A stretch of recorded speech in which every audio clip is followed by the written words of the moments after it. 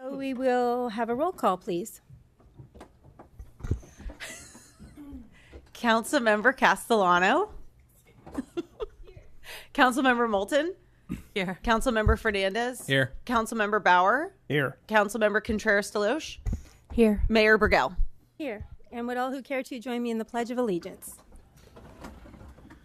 I pledge allegiance to the flag of the United States of America and to the republic for which it stands, one nation, under God, indivisible, with liberty and justice for all.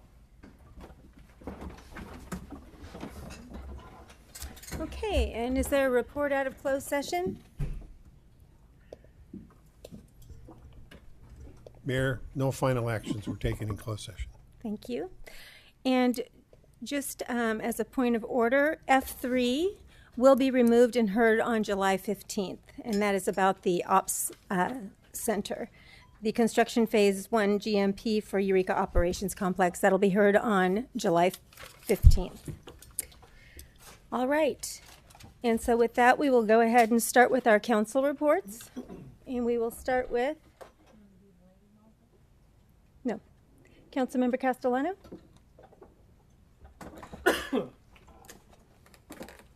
Sorry, I wasn't fully prepared to report, but We can come back to you. Would that be helpful? yeah, come back to me. Okay. Thanks. Councilmember Bauer. Thank you. Yeah, let me see here and get my notes.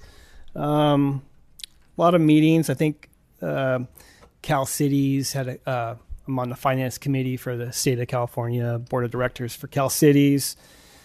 Had a couple of meetings there. Redwood Coast Energy Authority, which I chair. It's an interesting time for people that are paying attention to federal funds and how that affects our ability to develop more renewables.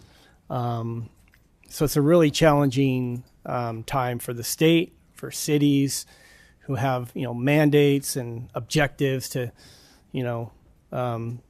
develop more solar, wind, and all those things. So suggest you tune in onto one of those meetings to understand kind of what we're dealing with as we try to make our community more sustainable when it comes to energy.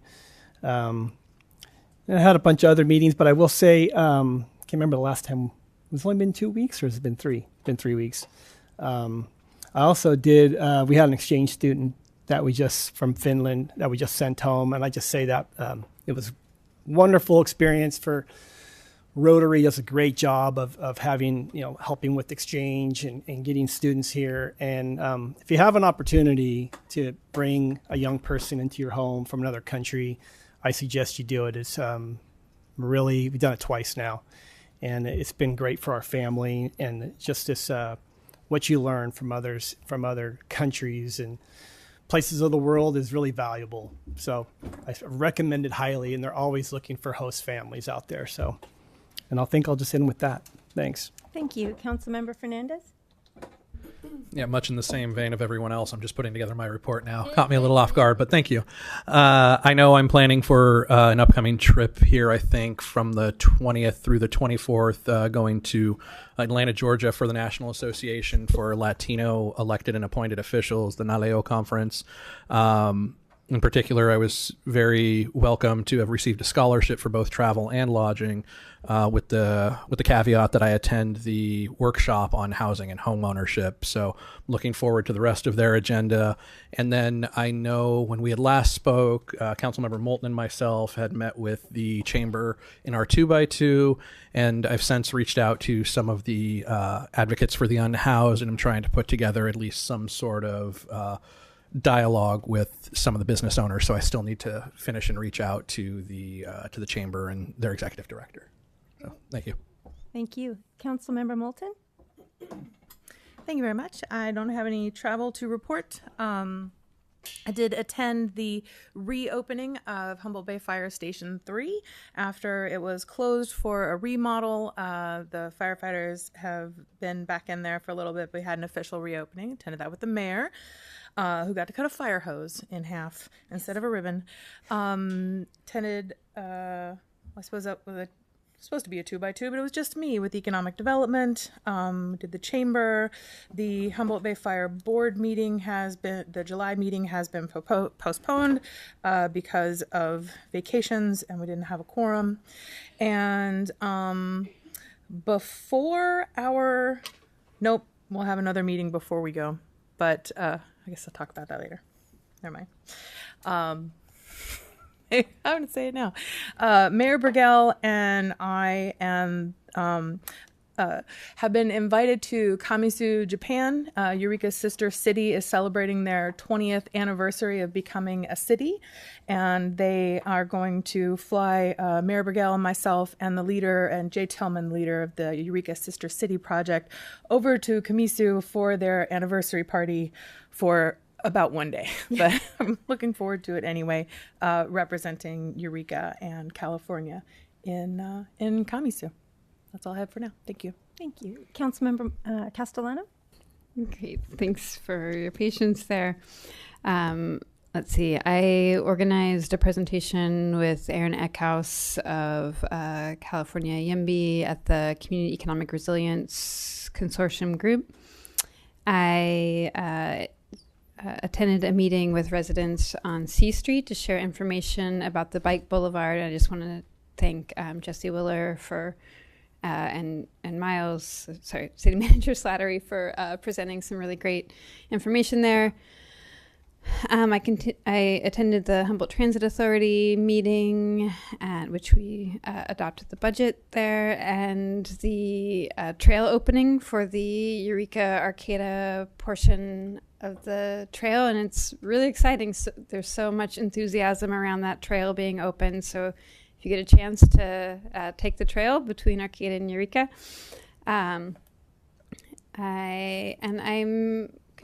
this is adjacent to council, but it does overlap. I attended several meetings related to the Northern California Association of Nonprofits, which is part of a leadership group that supports nonprofits in the community. And coming up this Friday is the Humboldt Transit Authority Strategic Planning Session. And just so folks know, the North State Transit Symposium is taking place next week in Fortuna on the 15th through the 17th of July. Kind of a whole bunch of transit leaders, bus service companies from the northern part of the state and really throughout the state are going to be here to share ideas around transit. And folks should really understand that our local transit authority is really showing a lot of leadership in the state and in the nation in terms of hydrogen buses and a lot of the innovations around transit. So, buses are free this month. So if you get a chance, take a bus. All right, that's all I've got. Thank you. Councilmember Contreras-Deloche? Yeah. Okay. So I online attended the Board of Supervisors. They had an economic a presentation on economic development. I attended one of our Friday night markets and got to speak with business owners about kind of their feelings about how that's working and some of the adjustments that have been made. And it was nice to hear how favorable they were about the way that the city had worked with them and their different community, different businesses. Everybody kind of has different interests based off of where they're at. I attended the Home and Garden Tour. I also attended the Cal Cities Community Services. We talked about a number of different ways that budgetary changes are going to affect different programs in California and how that might trickle down and disseminate into our local communities. I got to go to a fundraiser and hear Frankie Myers speak from the Yurok tribe and talking about community investment and environmental investment. I got to visit the Crowley temporary housing that we have. And I actually used our trail to do that. So I spent 3 days on the trail. My spouse and I went Scott has something to say over here, but we but we had we got an opportunity to go across the trail. It's beautiful. I definitely think we need to figure out ways that we're going to increase accessibility for people who don't have the same kind of mobility as the rest of us. It's a really beautiful trail, and I would love for everybody to get to experience that. Let's see. One of the things we talked about for Cal City's community services, one of the goals is effective disaster preparedness, and there's a couple of trainings that are going to be going on up in Blue Lake that I'm going to be attending on leadership and kind of our role in being prepared for disasters. And then other than that, just meeting with different constituents, taking calls and talking with everybody, and I think that's the bulk of it. Thank you. And for my mayor's reports, I'd like to report that I was able to go to the Coast Guard change of command and say goodbye to Scott Powers, Captain Scott Powers, and welcome Captain Michael Baird. It was a beautiful ceremony up where the helicopters are in McKinleyville. I got to walk in support of human trafficking awareness and have some really in-depth conversations with a couple of survivors. Powerful, courageous women. And they could certainly use our support in many ways. I, too, attended the grand opening of the Bay Trail, which is fabulous. Lived here my whole life. I've never been behind Brainerd, when you're going out towards Arcata. And now, guys, we can go back there. It's absolutely gorgeous. And the next day, we rode our bikes out to Arcata and then all the way back. And it was so beautiful to watch the fog come across the bay and have the sun. And it was just a fabulous thing. So if you get an opportunity, I'd really encourage you to use it. You can go out to Arcata, take breaks. There's lots of benches. Have some ice cream in Arcata and come on home. Let's see. I did the Arcata Marsh Run on the 4th of July. Bested my time again, so super excited about that.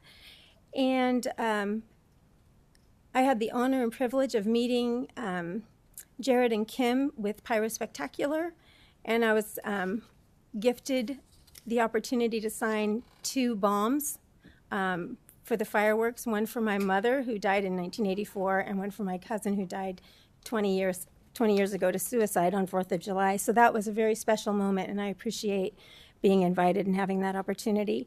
I attended the Old Town festivities on the 4th of July, and really want to thank Amanda Kruschke for really doing a great job. I know it was a big team effort, but she goes out there like 6 in the morning and stays out there till like 8 at night. And I want to appreciate the dedication that she has to that work. And it was a lot of fun. I met with a lot of constituents, rode the new trail. I went to the ribbon cutting for Humboldt Bay Fires, their new Station 3. It's so beautiful. And the interesting thing about their ribbon cuttings is they use the little tiny shears that you use for a first aid kit. So you're trying to cut this little tiny hose with these little tiny shears. It was kind of a interesting thing. And then I was able to go to the grand opening of the Community Learning Center at the Boys and Girls Club. It's so awesome. There's this wonderful, AT&T donated all this equipment, computer equipment, to teach our kids AI, all the different things to keep them up with what's going on in the world and in the computer sciences. And it's just such a gift for them to do that. And the kids were in there. Of course, they wanted to play video games first thing, but they'll learn other things as well. And then I wanted to thank Hank Seaman and the whole team that for the last 20 years have been working on the trail. It's been a long haul, and the tenacity that people put into things really matters. And then 2 other things that came forward as we were hearing reports. One of them is that the fish market is happening on the 12th down at Madaket Plaza. So if you're looking for fresh fish, head on down. And then lastly, Friends of the Dunes, we were talking about mobility. Friends of the Dunes now has a beach wheelchair. So if you have friends and family that haven't been able to go on the beach because they don't have the mobility, there's an opportunity for that now. So you can look them up. So that's kind of what I've been up to. Not too much lately, but some. And we will now move on to the public comment period. This is the time for members of the public who wish to be heard on matters that do not appear on the agenda. City Council policy is to limit each speaker to 3 minutes. Such time allotment or portion thereof shall not be transferred to other speakers. Pursuant to the Brown Act, the City Council may not take action on an item that does not appear on the agenda. The time allotment for public comment on non-agenda items is a maximum of 30 minutes, shall be allotted to receiving public comments at the initial comment period, public comment period. If necessary, an additional period shall be allotted to public comments after city manager reports, but only if the first 30 minutes of public comment period was not sufficient to allow all those who wish to speak to do so. And the public will be allowed to speak concurrently with the calling of an agenda item following the staff presentation of that item. At the time an item is considered, the mayor will ask those attending the meeting in person to line up on both sides of the council chamber or raise their hands. And for remote participants to use 9 on the telephone or raise hand function in Zoom if they wish to address the council. The maximum amount of time for each person to speak and the total amount of time allotted for each item will be determined based on the number of people indicating an interest in speaking and the amount of business to be conducted on the agenda. In certain circumstances, when necessary to ensure a full opportunity for public input, the mayor may adjust the amount of time allowed for public input and/or the time allotted for each speaker. Do we have anyone here that would like to speak on non-agenda items in public comment? Come on up, Joanne. Welcome.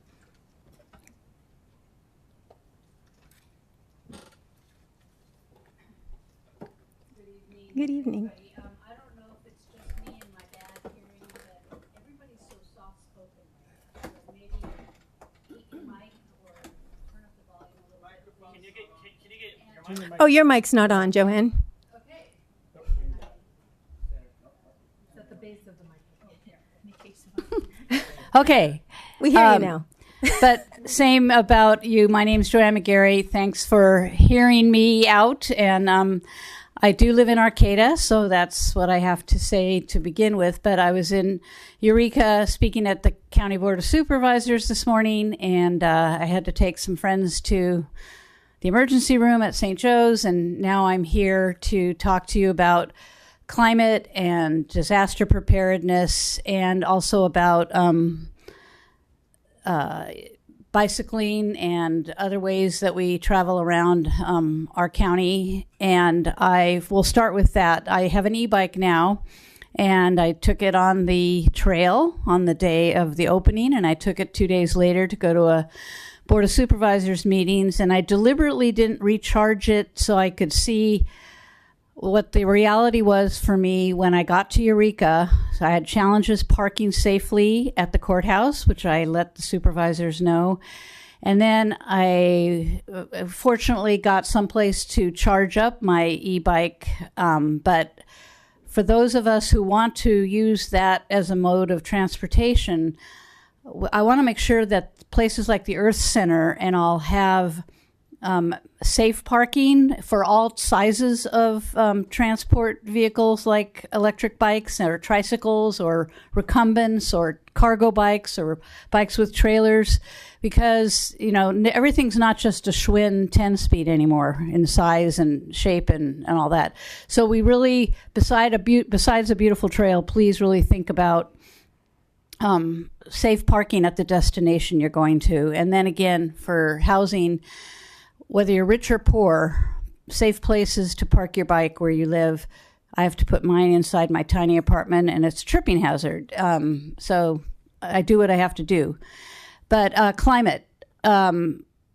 We have a lot of information now about the floods in Texas, and we need to get our climate action plan going, and we need to stop. We need to reduce our greenhouse gas emissions.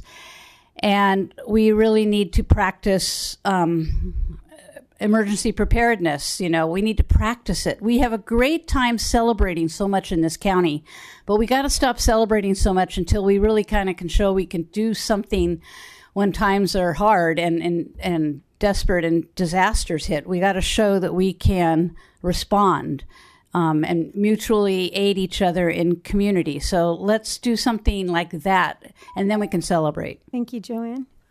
Come on up. Welcome.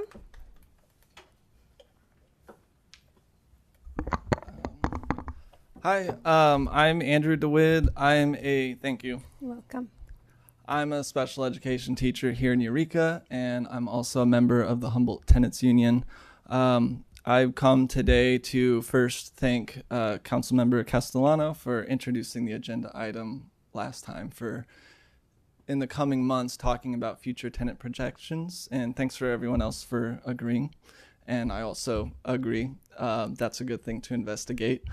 You guys all seen the housing report for 2025, like 6,000-ish people who are housed are not able to adequately afford it. And that's not counting the unhoused people, 1,600 unhoused people in the county. So basically what I'm asking and proposing is to just be really like as bold as possible when considering this. There's a lot of good examples out there.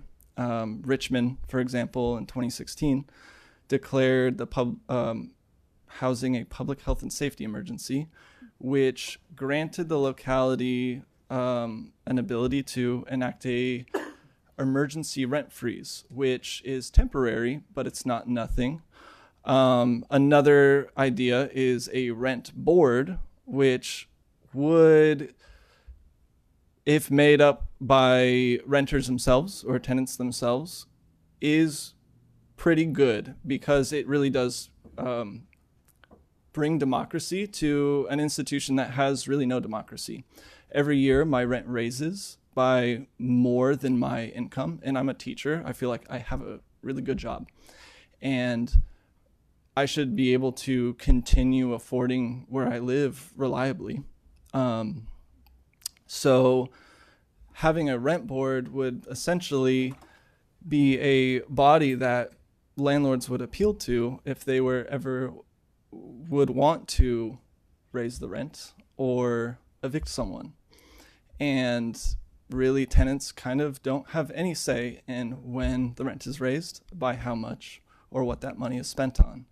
We kind of are just told like, oh, you can move, or apply for a voucher, or some other really just like, I don't know, just nothing really. So this is me asking you guys to be bold, and there's a lot of people out there who are not afraid to be bold, and they're snatching people up in the street and ruining everyone's life. And yeah, and also on the Velo thing, boycott Avelo. Thank you. Thank you, Andrew. Come on up.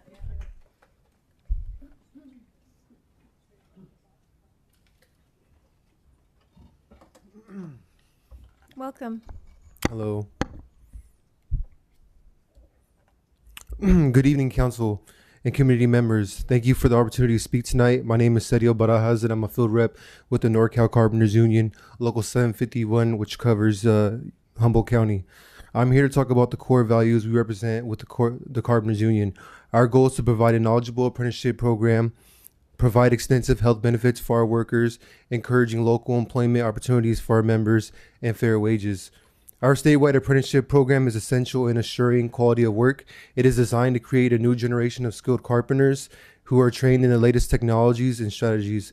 Our apprenticeship does not only train our members, but instills a sense of pride, responsibility, and craftsmanship. By investing in our programs, we ensure our workforce is competitive and able to meet the needs of the industry's ever-evolving demands.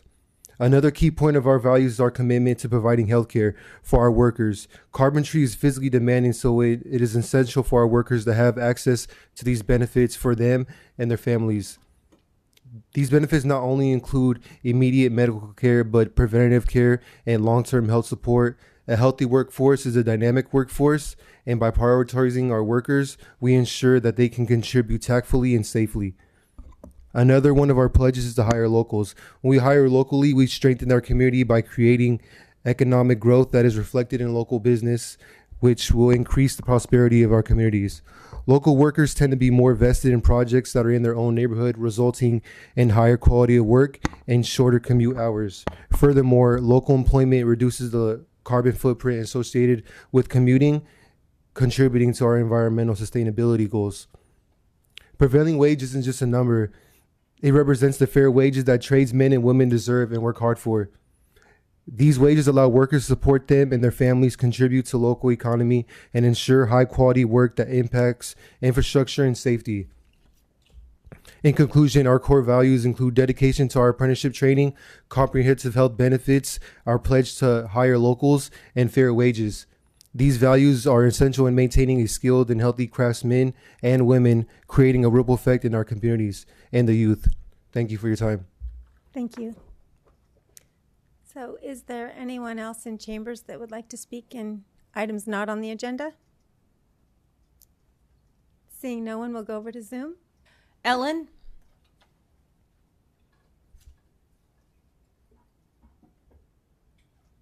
Hello, City Council. I would like to start thanking Council Members Fernandez and Castellano for sending the letter to CalPERS Board of Directors demanding they divest from companies that are supporting Israel's genocide in Palestine. I also want to thank Katie Moulton for requesting a staff report regarding this issue. We're really looking forward to seeing that. I do want to let you know that the letter has been updated based on the 2023-2024 investment report, which was just released last month. And that is available on our website at divesthumboldt.wordpress.com. And you can also follow us at divesthumboldt on Instagram for updates. Unfortunately, I also need to address something that was said by my council representative at the last meeting. And I promise I have reviewed the decorum rules for public comment and will follow them, so there will be no need to interrupt me. At the last meeting, Councilmember Bauer spoke about the politically motivated attacks on state senators in Minnesota, which resulted in the tragic deaths of 2 people. A moment of silence was had, which was fine, but Scott also used these people's deaths to reprimand us all once again for not speaking nicely enough to him. And Kim agreed with him, of course. The alleged assassin in these attacks was a right-wing white man with a history of military service. And yet the only people I've heard Scott directly admonish for our public comment are those of us who spoke out against the city's proposed ordinance that would have made homelessness illegal. He made these comments on April 15th of this year, so it's hard not to see last month's comments as a continuation of this admonishment. Although I believe those of us he was addressing have nothing whatsoever to do with any assassination activity in another state, let alone in Eureka. Furthermore, I was appalled to hear Scott use this tragic loss of life as another excuse for him to whine about having to listen to us disagree with him. Once again, Councilmember Bauer is using his platform to center himself and his feelings, and in this case, use the deaths of people in another state to do so. Frankly, I'm tired of having to use my public comment time to call out these deplorable statements by my own council representative. Please do better. Thank you. Jamila?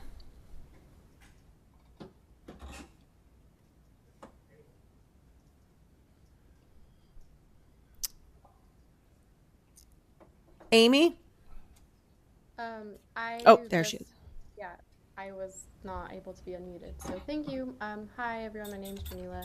I am one of your local Palestinians who has family in Gaza being bombed by the Zionist state. So I wanted to just come here and uplift and really emphasize how important it is that you take real steps towards divesting from genocide of Palestine, specifically in this context, uplifting what Ellen just said, that you pursue the CalPERS divestment from companies that are profiting off of the settler Zionist state's assault on Gaza, on my family. And just speaking to just some of the things that we've been talking about so far in this meeting is environmental justice. And so let's talk about what that means when our tax dollars are funding the dropping of US-backed bombs on Gaza, on babies, on children, and the flattening of entire neighborhoods, the poisoning of land, air, and water. This is what we could call ecocide. It's beyond genocide. And CalPERS is specifically invested in weapons manufacturers that are making it happen. So we need to remember that we have this beautiful land and community that we all have access to, which is incredible, and remembering also whose land that we're on, that makes that even possible. Environmental justice means nothing if it doesn't include the people of Palestine, if it doesn't include those living under siege and occupation and apartheid, and definitely uplifting the divestment from Abello Airlines and recognizing this interconnection of all of these things. If we're supporting ICE deportation flights, so that'll be another agenda item, Jamila, that you're welcome to comment on at that time. Okay, well, just want to uplift that. So yeah, please stop funding genocide. Thank you. Thank you. Amy? Hi. Thank you so much for hearing us tonight. I'm here to echo Andy with the Humboldt Tenants Union in thanking Councilmember Castellano for bringing up the presentation from Arcata about the Venture Board.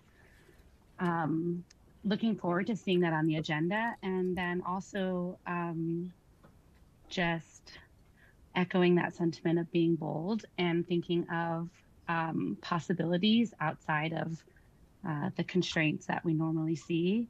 A bunch of us spoke at the school board meeting last week against CHP having the former campus. We were a little late, but we learned that school boards in California have the capacity to build housing dedicated to teachers. And it was actually City Manager Slattery who shared that information. And that is brilliant and amazing. And thinking of things like that and those kinds of alternatives that can really support the people in our community that are not only struggling now, but are going to continue to struggle as we face some of these more dire economic times. Also, just want to throw in my support for CalPERS divestment. It's a really easy thing, whether or not our letters have a difference on if they do divest, it would still mean a lot to show your support for that. So thank you so much.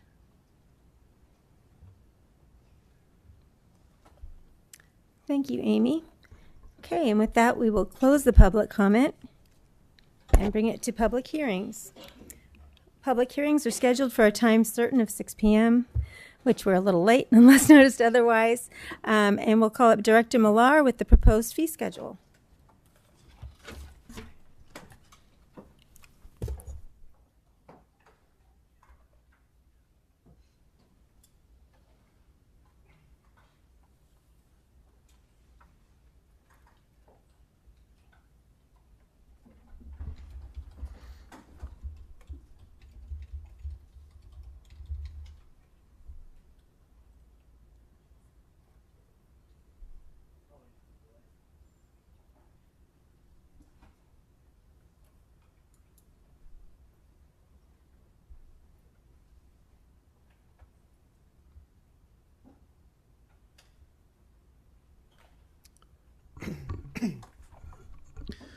Good evening.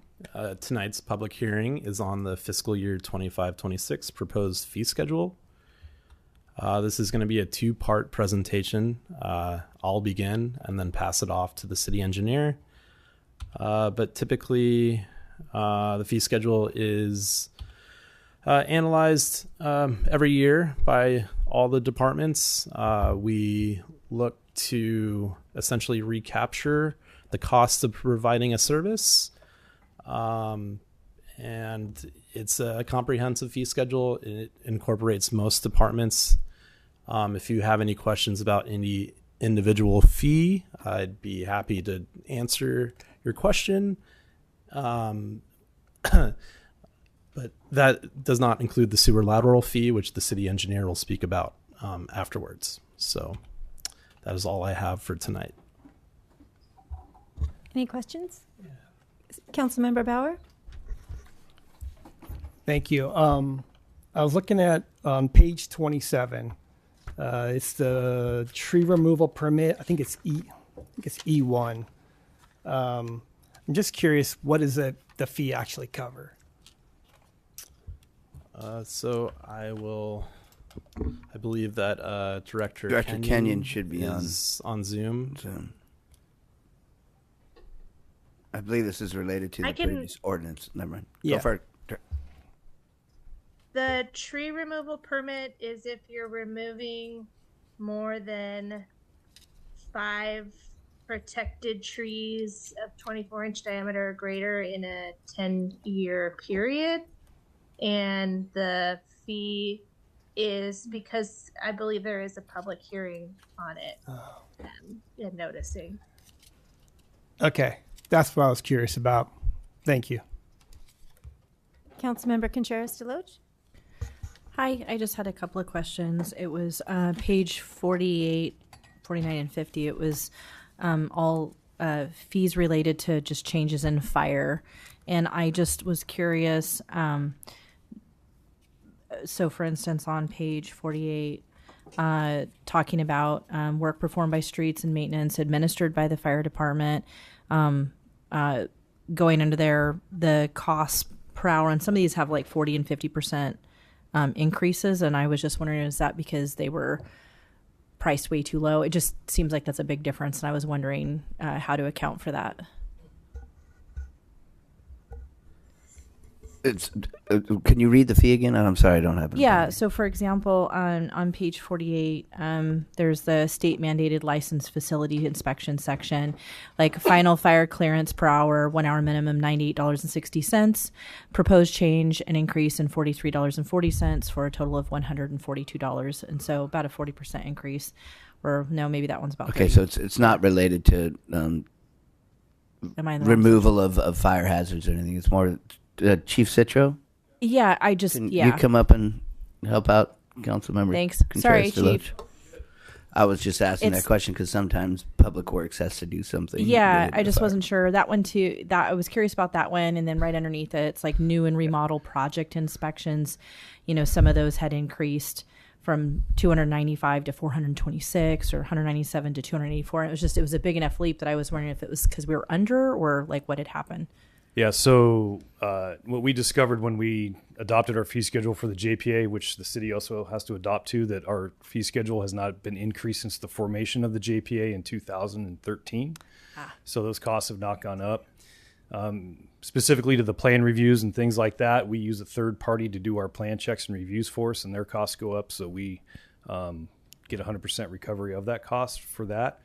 In regards to the state mandated inspections that we have to do in regards to R1, R2, which are apartment buildings, schools, institutions, and things like that, those fees have not gone up in 10 years.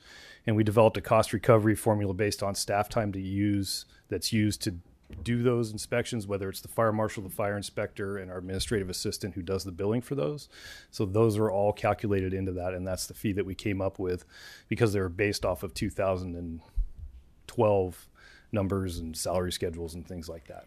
Yeah, I wondered when I was going through it. I thought some of these look a little bit low, and I wasn't sure what the reason was for it. But it sounds like it's been sitting there for 13 years. It has. And It has. hasn't. When I took over and we went to adopt the fee schedule, I sat down with the fire marshal and the business manager, and we looked over all our fees and discovered that, and went back and back and back and tracked them all the way back to the formation of the JPA, that they had not been updated in 11 years, pretty much. So. Well, I appreciate your attention to it. Thank you, Chief. Yeah, and it does represent a true cost recovery of what our cost is to provide those services. So, Yeah. okay, thank you. Thanks so much. Mhm. That's it. Councilmember Castellano? Thank you. This is related to the lateral fee increase. We're going to do a quick presentation on that okay. with Director Sorry Willer. about that. Oh, never mind. Oh, go ahead, Councilmember Bauer. Yeah, on page 43, deals with water rates, and they're going up about 10% this year, roughly. Yeah, and this is probably more for the public. We have pretty massive infrastructure projects going on related for a number of reasons, trying to reduce our outfall, our effluent issues. But my question is, when do we expect our rates to kind of level off to something more closer to the CPI or something? Because we've been doing this quite a bit, So I will say this: that the majority of the increases that we've had for our last two rate reviews were based off not doing them leading up to an older infrastructure, rehabbing older infrastructure, those type of things. In the future coming forward, I don't see any flattening out, especially due to our permitting issues related to wastewater. Maybe on the water side, we'll catch up and we'll see that flattening out. But from the wastewater side, because of our permit situation, because of the consent decree that we have with the court decision, I don't see that happening at a minimum in the next couple of rate reviews. A big factor in that is what we're going to be doing with our outfall. Right now, we're in discussions with the regional board and working on maintaining our bay and estuaries discharge as opposed to an ocean outfall. There could be a significant, very, very significant increase if we're looking at an ocean outfall. And so those are yet to be determined. We have had good conversations with the regional board about our existing bay and estuaries discharge. And so we're hoping we keep along those lines, and that'll help minimize those increases. But on the wastewater side, I definitely don't see it flattening out anytime soon. When was it built? When was our wastewater facility built? 83, I believe. It was in the 80s after the we got money from the feds in order to build it, but it was in the 80s. All right. Well, I just want the public to understand. I mean, you know, it's one of those issues that's kind of beyond our control, but something that we need to really work hard to figure out how to keep our costs down. And we need a lot of legislative help with this. We've talked about this with council. We've talked about the state revolving fund that is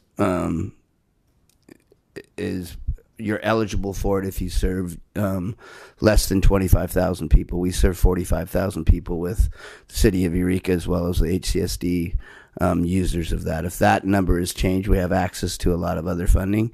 And then when we look at sea level rise and we look at wastewater plants that are in areas that are vulnerable, I think there needs to be a lot of push from the legislature to look at funding for relocation of distribution system and collection systems and treatment plants and those type of things, because the costs are going to be so prohibitive to have those be put on the back of ratepayers, because it's going to be a significant amount of money for, you know, potential relocation of those facilities.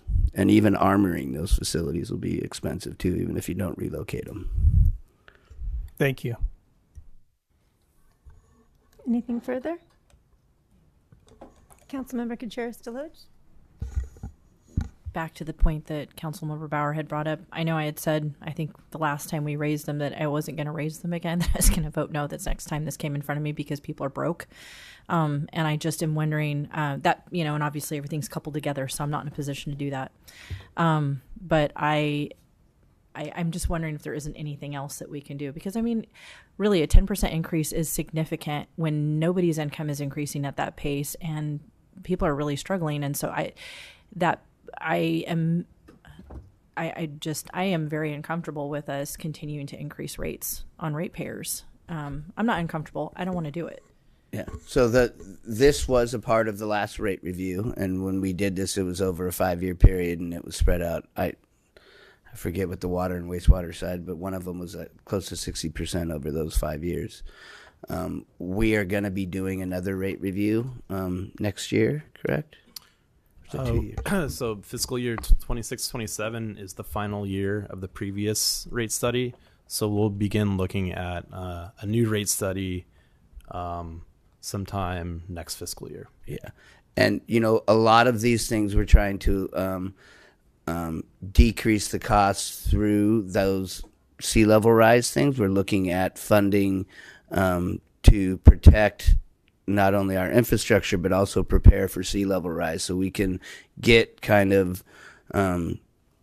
climate change type of grant funding that will help offset the cost for our wastewater treatment plant. So we're looking at those options because those are available to us, and there are grant fundings available for those, living shorelines, armoring shorelines, those type of things. There's those monies available for sea level rise, not necessarily for wastewater, but it'll help alleviate the costs that we'd have to put on our ratepayers for those situations. As far as the treatment plant and stuff like that, there really needs to be some legislature. There needs to be some really big time legislature. When the Clean Water Act went through, we had to put this treatment plant in place. We had hundreds of millions of dollars that are made available to us to build this treatment plant. And when we're looking at big changes like this, whether it's us or Monterey or different people that are along the coast that have their infrastructure in those locations, it's not reasonable for even affluent areas to be able to cover those costs. So we don't know exactly what our next rate review looks like. We do know that we are going to have another increase coming up. That was based on the previous approval from council for that 5 years. But we don't know what that next rate review looks like until we actually go through it. Thank you for such a thorough answer. I really appreciate it. I know you and I talked about this at one point. I had said, is there any way we can try to tier things so that people with lower incomes or they're older? And you said, no, it's against the law. Well, and I want to clarify, if council chooses to subsidize that with general fund monies, I believe we can do that. We can change. Lane? Can we? Yeah.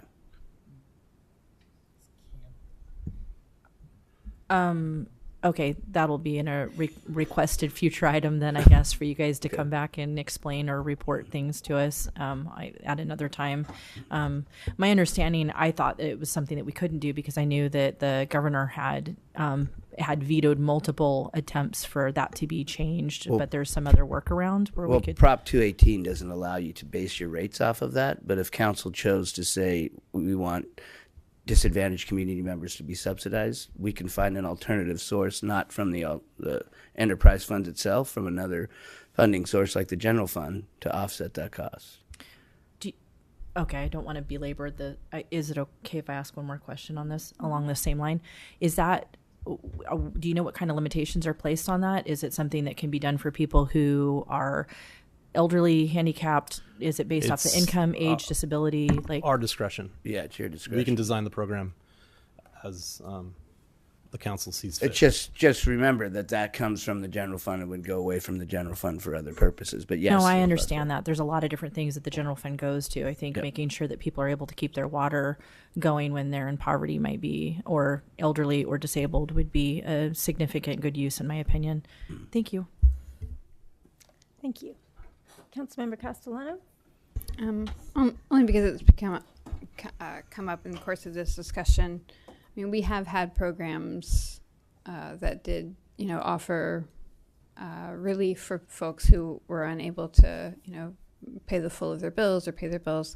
Are those are still ongoing? Am I correct, or they've subsided? Or yeah, we did a huge program during COVID. We used a lot of our I think it was ARPA money, was it not?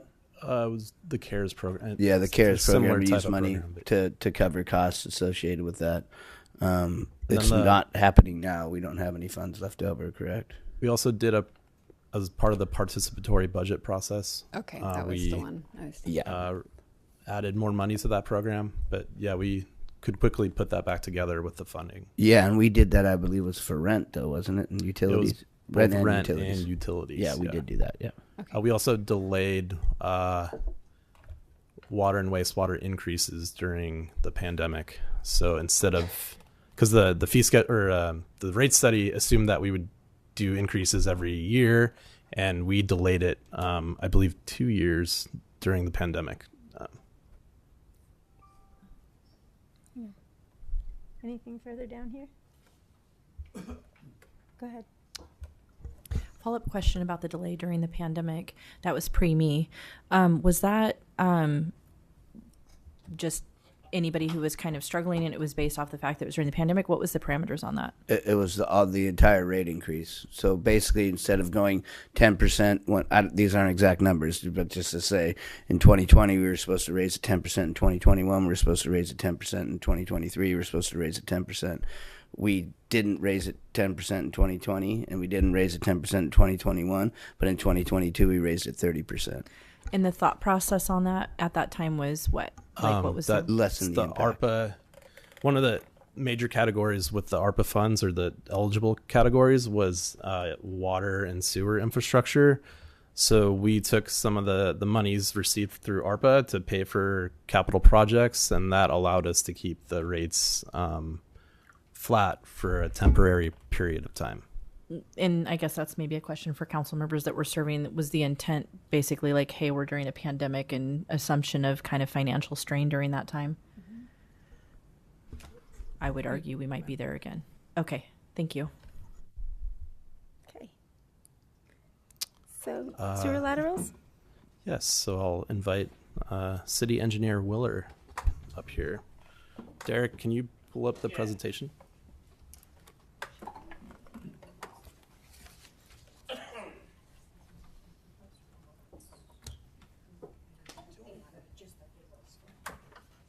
All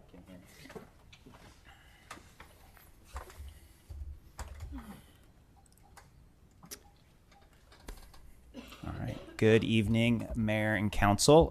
Tonight I will take off where Finance Director Millar left off and talk a little bit about our sewer lateral fees that are represented in the updated fee schedule here. We have a little background on our sewer lateral ordinance. I feel like we talk about this an awful lot, whether it's during capital planning or the few instances we've met on this particular topic, but I'll give a brief background for everyone anyway.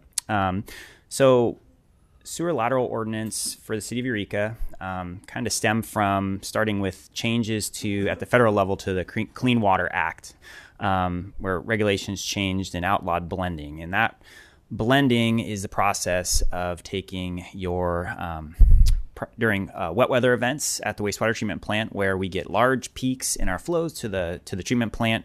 There's a lot of inflow and infiltration that gets in the collection system. That comes down to the treatment plant and results in large flows there.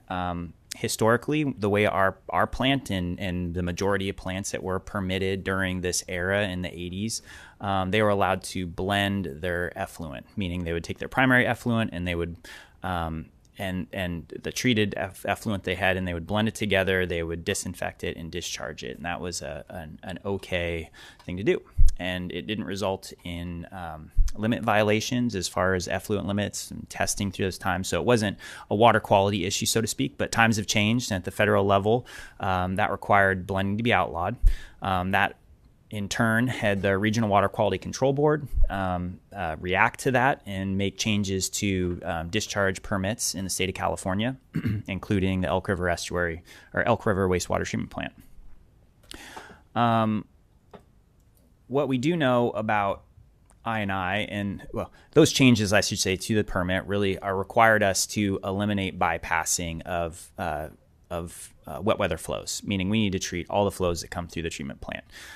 So one way you get at that, outside of making changes to the treatment plant, is to make changes in the collection system. Limit water from getting into the collection system, and that can come from a number of ways.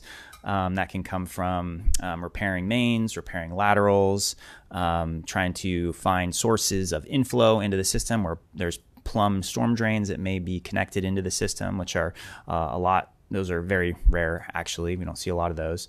So that causes I&I. It causes that to have that condition where we would have large flows at the treatment plant, needing to treat a lot more water. So you're sending 5 to 6 more times water than you typically would down through the treatment plant, sometimes 7.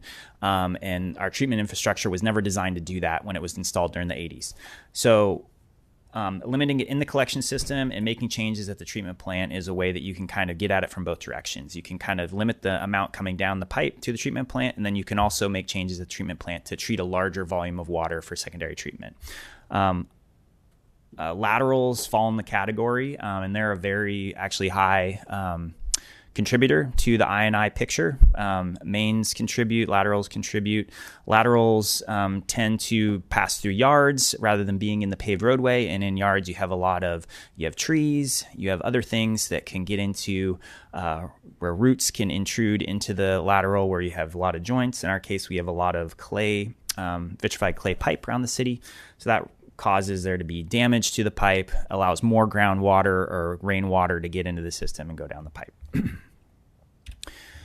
A little background on specific to the ordinance. It was adopted in 2020 with that kind of background in mind of trying to limit I&I into the collection system, knowing that we had these regulatory issues that we're dealing with at the treatment plant. In 2023, we added a point of sale trigger to the sewer lateral portion of the municipal code, the sewer lateral ordinance. That was a requirement of our settlement with Ecological Rights Foundation. They stood hard and fast on that as something that had to be as part of that settlement agreement. And so that was included in 2023. Also during that time, we added in a fee in lieu option to pay for lower lateral replacement via a city project. So that's kind of where we're at today, talking about a fee in lieu. We have this fee where the city puts out a project. That project installs laterals. We give folks an opportunity to basically pay into that project at a discounted rate, about a 20% discount to what the actual bid cost was for the project, in order to have an easy way to have it taken care of. More or less, you pay a fee and it's taken care of for you, and it's a reduced fee option. This also leaves the option if folks want to have a private contractor install an upper and that's for the lower, I should say, but it also provides an opportunity for the lower to be done by a private contractor if the homeowner chooses. And 2024, there was an exception revision to the exception section that was relatively minor, but that did occur. Here are the current triggers. So as we just talked about, there is a point of sale, but there's also a long list of other triggers as far as building permit valuations, adding ADUs, increases in fixture units, changes to flow or strength. If there's like a change of use of the property, that could trigger. If there's a subdivision, if you're subdividing a parcel into multiple parcels, that would trigger.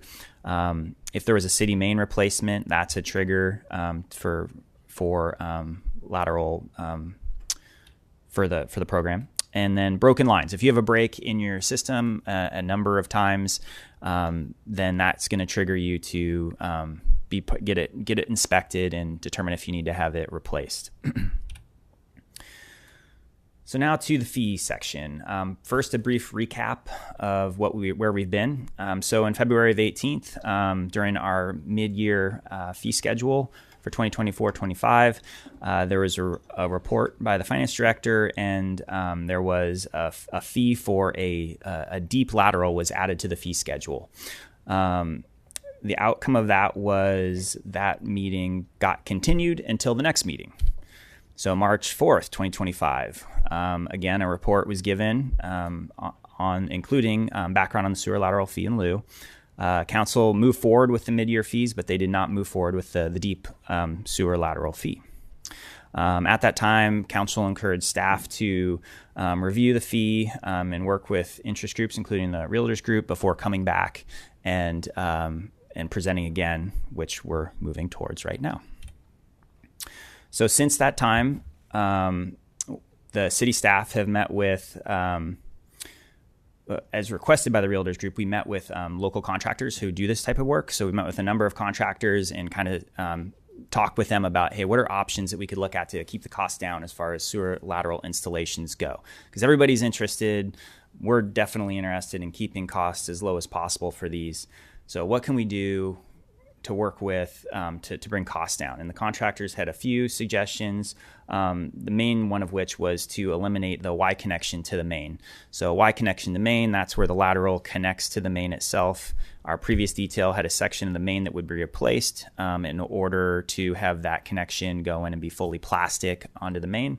So we made a determination that would be one way that we could bring down costs. That would mean that would have to be done if the city were to go in and do a main project. They would have to replace that section of main during that project. So it kind of shifts. That work still has to be done at some point.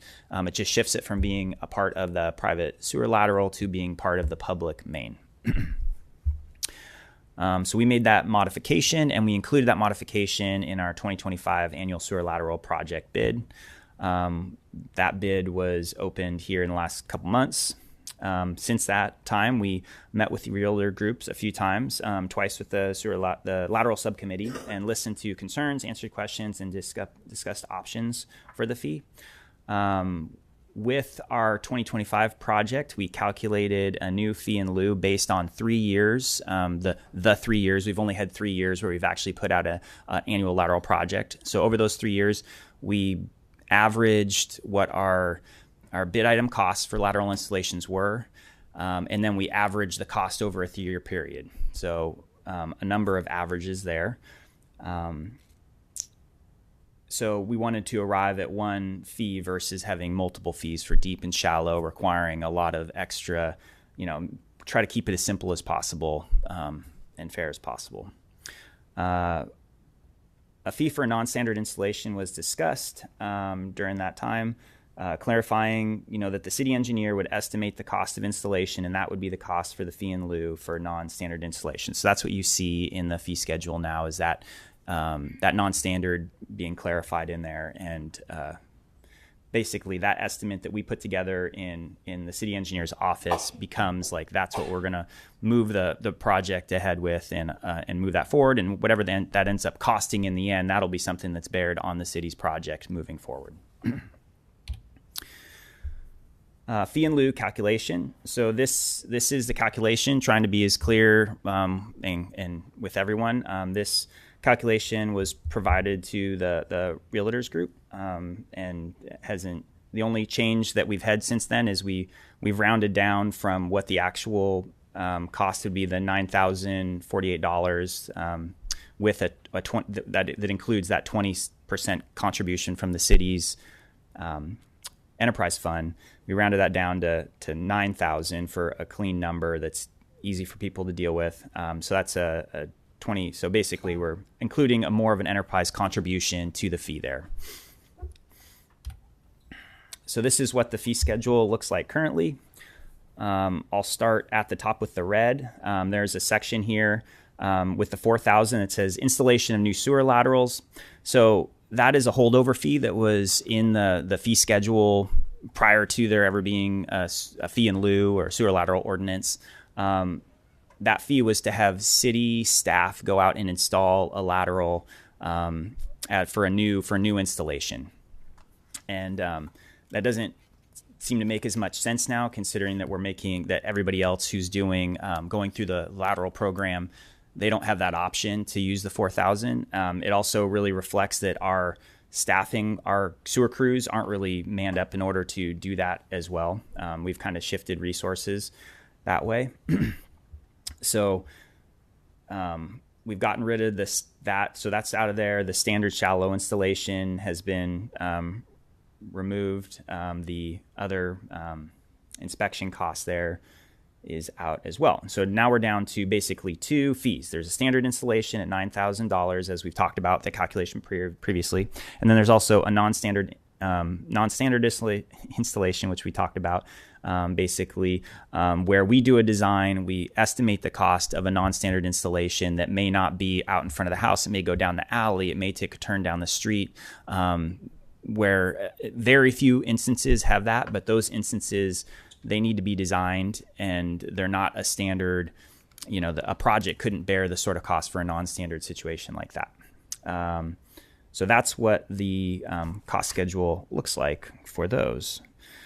I would say we will continue to pursue funding, as we talked about previously, from the state level, and any opportunity we can to bring in funding to try to help alleviate the burden on some of these costs for the sewer system, whether it's a collection system, whether it's a treatment plant. We are always looking for opportunities. It just seems like there's probably a lot of cities across the state of California in their similar situation that we are, struggling with ongoing maintenance, changing stricter regulations. So it's definitely not something the city of Eureka is alone in having to manage. And thank you, and we'll field questions. Any questions? Councilmember Castellano? Sure. Thank you, Director Willer. Really just a couple of questions. The first is, you show that chart of the 3 years of costs, 23, 24, and 25. And I noticed in 24, it looked like the lowest cost for whatever the easiest kind of sewer lateral replacement was $3,000, and in 25 it was $10,000. What's the difference in the cost there? I know we were using a outside contractor, I believe, for that. So yeah, that's excuse me. That's more of a low bidder chose to put their bid schedule together. If you were to compare the bids for 2024, that was kind of an anomaly, so to speak. Like, they had lower bids for the shallow laterals versus their deep laterals, whereas most of the other bidders were almost at least twice as much as that for the shallow installation. And then we saw, this last year's bid, everything kind of leveled out to a certain degree, I guess. So I'm not sure why that contractor chose to do a different approach in bidding that item, but it wasn't anything that we changed as far as the plans, the specifications, the details, or anything along those lines.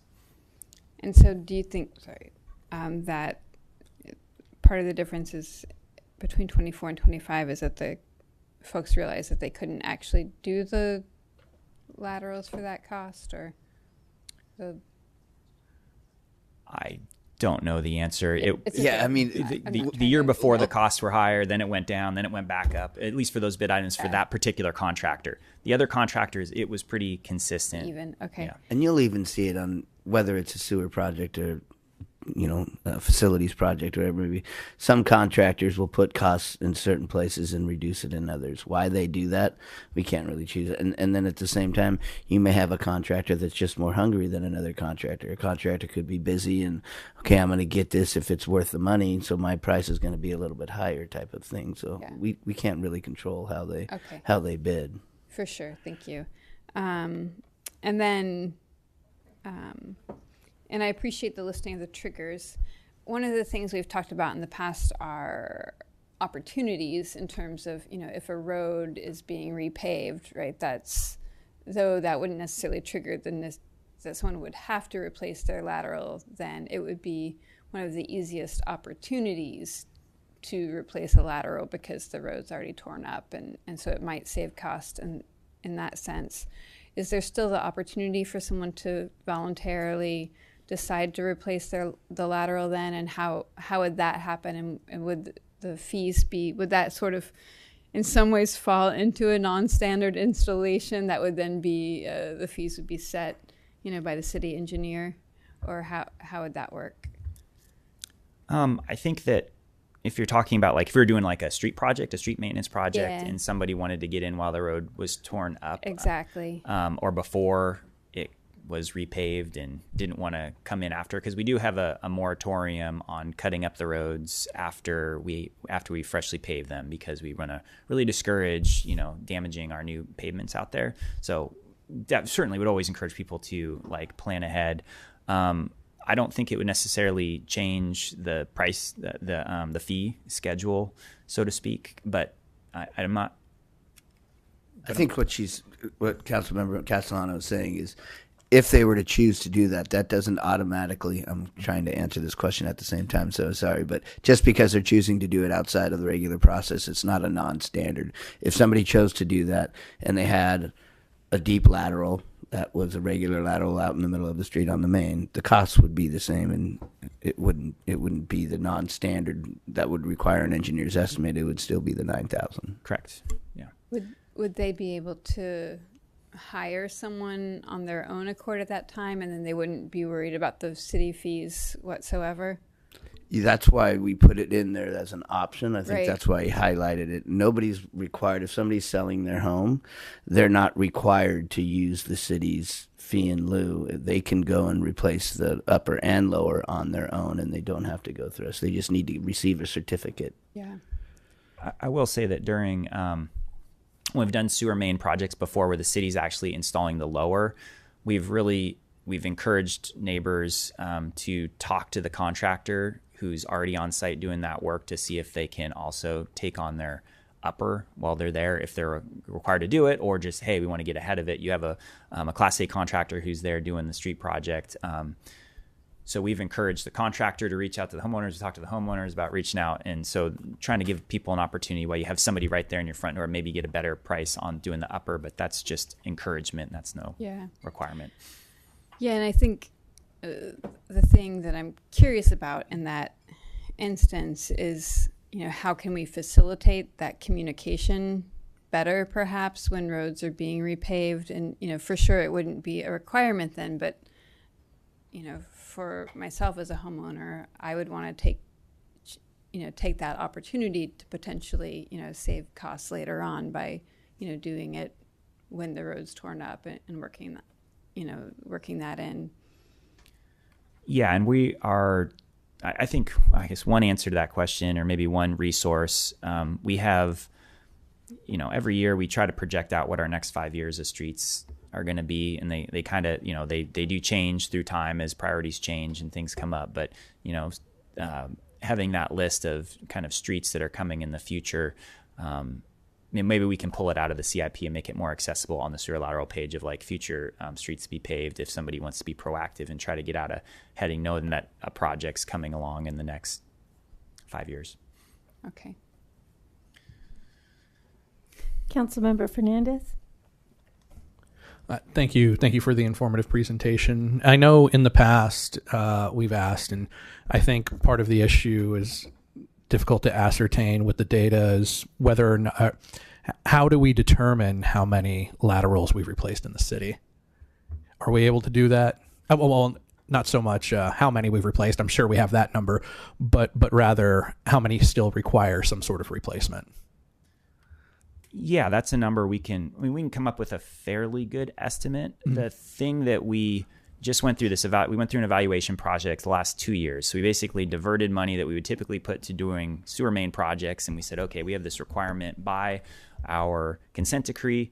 We're going to do a project to take care of this evaluation. They required us to CCT camera the entire system, to evaluate it for condition. So we had to do a PACP condition evaluation, smoke test, all the mains.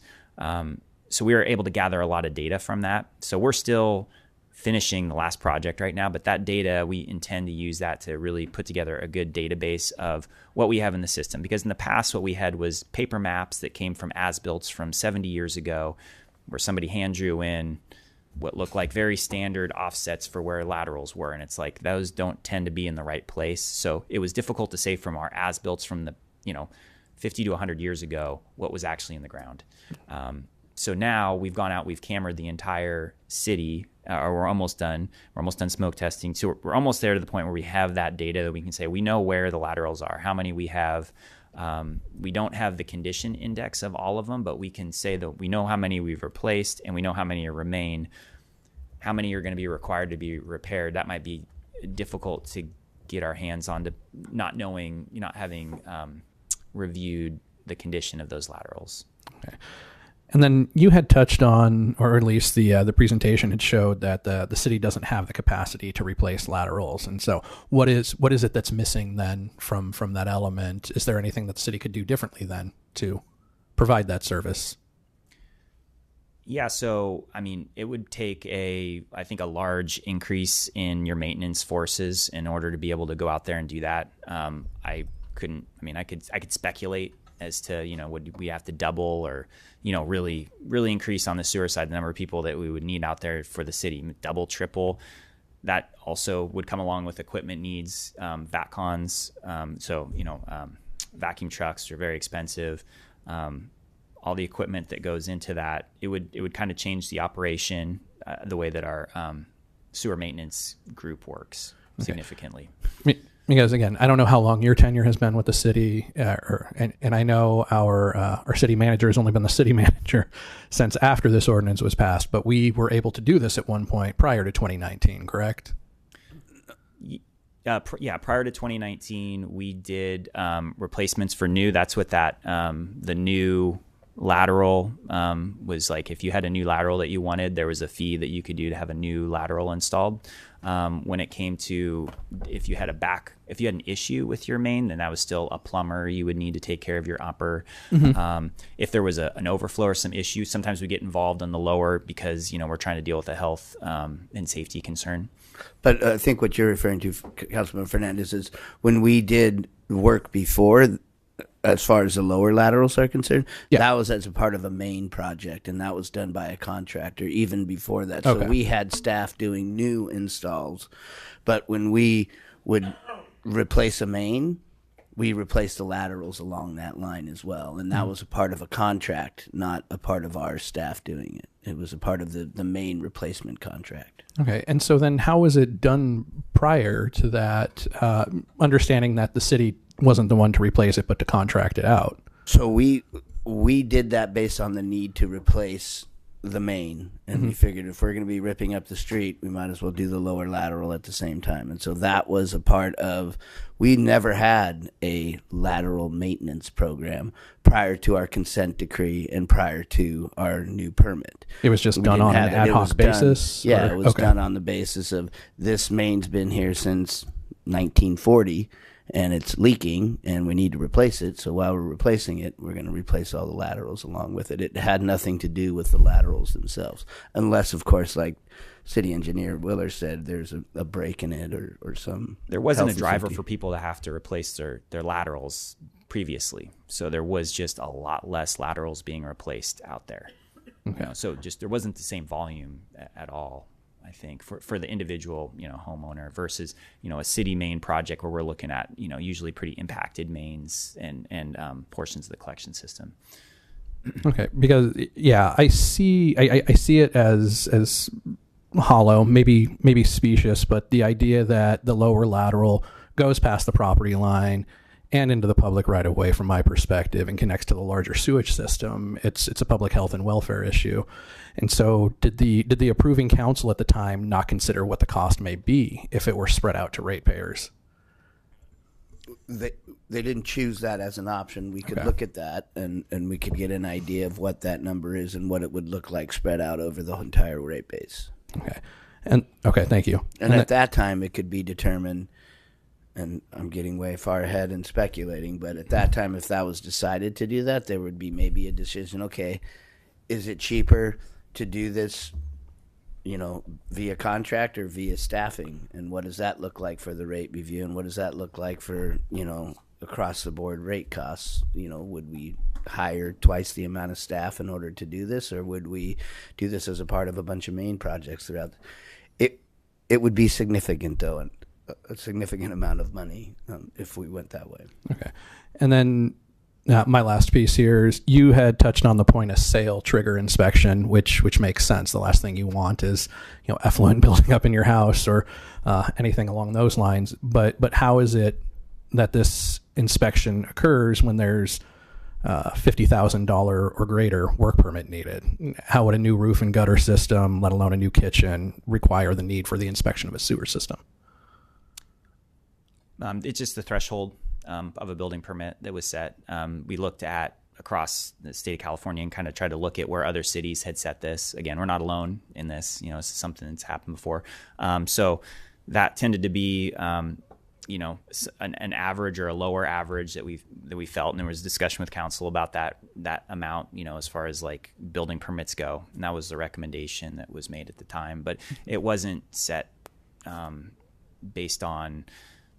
It was looked at from the amount of work that's going on with a building permit, because surely that's an additional cost. It's pretty significant, if you have to replace it. This just basically triggers you to have the CCTV work. But clearly there's a lot of, majority of the laterals in the city are vitrified clay. So, the likelihood of you having to replace it's pretty high.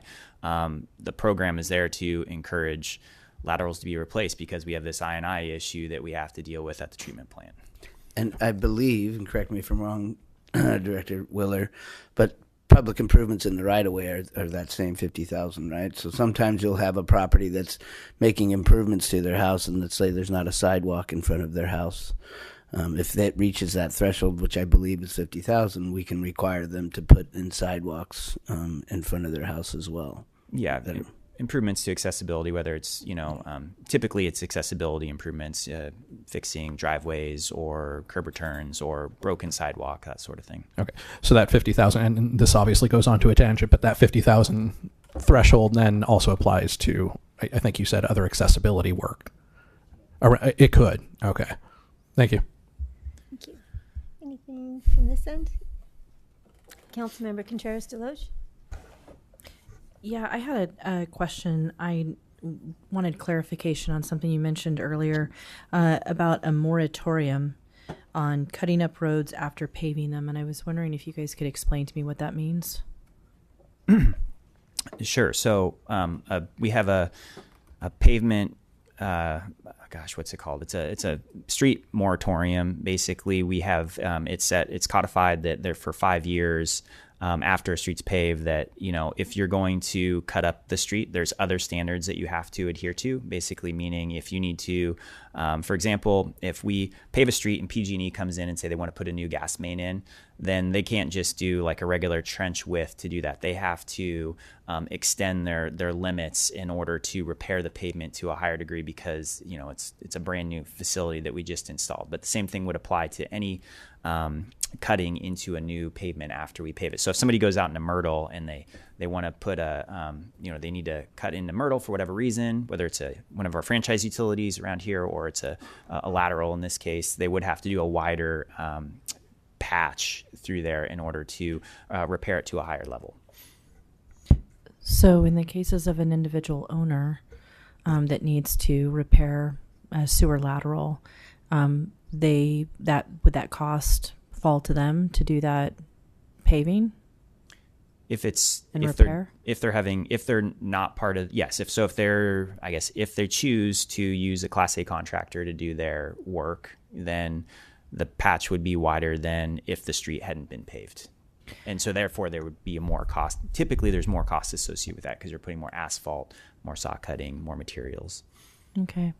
When you guys paved H&I, right after it was paved, there were a whole bunch of places where people needed to cut back in. What was the reason for that?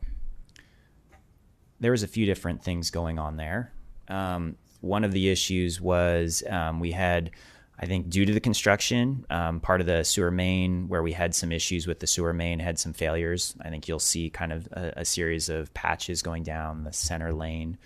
So that's what those patches were there from is, a lot of vibratory compaction happening on the roadway and loosening up underneath where that vitrified clay main goes through there. But then there also were a couple of patches that were cut in there, I think for sewer laterals at the time.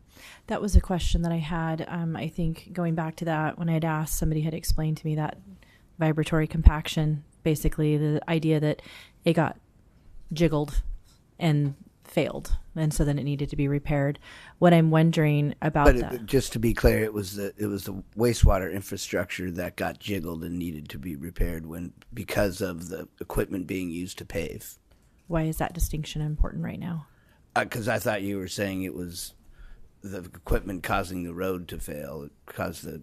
No, not causing the road to fail. I guess I wanted to make sure I asked the questions first. My question would be, when we were paving the street, because I remember what happened out on H&I, has this already happened, and what is the likelihood that we could cause somebody's sewer lateral because of the compaction vibration or vibration compaction? I apologize. What is the likelihood of that causing someone's sewer lateral then to potentially fail and need to be replaced, where we're basically causing the problem as the city? Yeah, we don't, I guess it's a couple different ways to look at it. The ones that we saw, for example, the ones where we got in and made the repairs ourselves, because I can tell you that because we cameraed them and looked at them before we went in and did the repair to try to figure out like what's going on, why did this fail, right? Like we do our evaluation and it looked like it wasn't so much that the pipe had cracked and failed and that the main needed to be repaired, but it, vitrified clay pipe has, they have joints that are about every so far. And those joints over 50, 100 years, the sealant that goes inside the joint degrades, no longer exists any longer. So those joints can kind of separate, whether differential settlement of the ground, or they kind of get pulled apart, jiggle loose. Those had caused voids to likely be over top of the main from fine sediments going into those joints. Then you roll a big, heavy vibratory plate compactor over top of that. You're basically like sending compacted effort down there, and it fills any voids in that area, and that causes it to fail. So we didn't see so much of breaks in our main as far as like damage to the pipe itself, as in those voids basically collapsing in when we rolled vibratory equipment over top of them. So we're not causing, by repaving streets, we're not causing citizens sewer main or sewer laterals, things that they would be on the hook for replacing. We're not causing the failure of those? I haven't seen that yet. Okay, thank you. Yeah. Councilmember Castellano? Just two follow-up questions. The first one related to Councilmember Contreras-Deloach's questions. Generally speaking, have you seen any like newly replaced sewer laterals fail from the result of street improvements? So like once they're replaced and new, they're good. Yeah, we haven't seen any Okay, failures great. from the new ones. And then the other question is, I know this, but just so it's really clear, if we don't have building owners pay for sewer lateral replacements, then basically we have to pass the cost. I mean, it has to be paid for somehow, right? Like unfortunately, we just don't have access to unlimited money. And so it would have to be passed on to ratepayers, generally speaking, which would be, more renters, more people who maybe aren't benefiting from home ownership. That could be the case, yeah. It would be across the entire rate-paying base, yes. Great, okay. Both commercial and residential. Thank you. Just wanted to clarify that. Councilmember Fernandez? Thank you. And then for this fee in lieu increase, is there any cap to it? I mean, the difference from 8,000 to 9,000 is about 12.5%. So is there any cap to that percentage increase? It'll continue to be based off the previous 3 years of averages. Now, I mean, a lot of things can change as we talk to the realtors about this. There are technologies that are out there that aren't necessarily up here that could significantly reduce these costs. And if there was I don't know if my mic just went out, but if there was a contractor that got into that could totally change this. But we would still average. So let's say next year we came in and this trenchless technology came in and they came in and it ended up being $4,000, per lateral. We'd still average the previous 2 years, plus that 4,000. So yes, technology can change. Materials costs can change. A lot of things could change to make that difference. Thank you. Thank you. Anything further? Okay, we will open this public hearing for public comment. Is there anyone from the public that'd like come comment on that item? Come on up. I don't know the protocol. Oh, welcome. Hi. I do have a few questions. I didn't see the report. Thank you. Really well. So is there a possibility of getting a copy of that report, or is it online?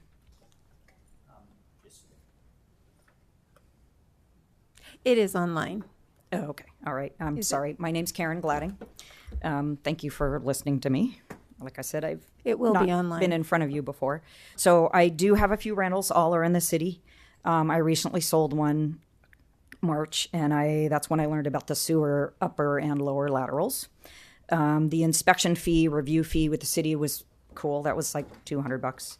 My sticker shock came when I discovered that I need to replace both of them, and they were $4,000 each.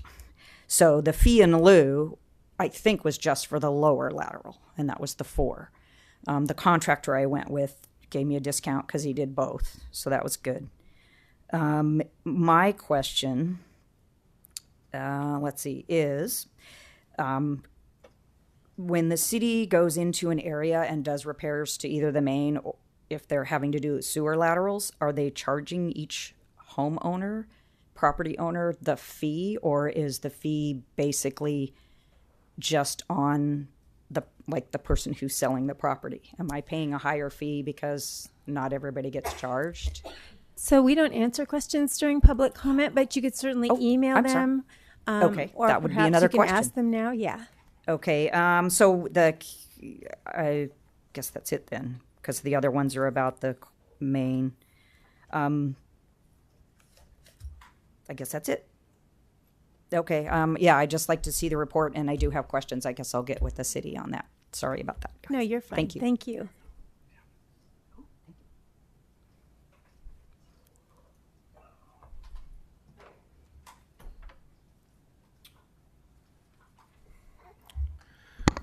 I think your last comment probably illustrates most people's worries about this. You said that if a new technology contractor came in with a new technology and was able to do these for $4,000, that you would still charge an average of the last 3 years, even though the old technology is no longer being used.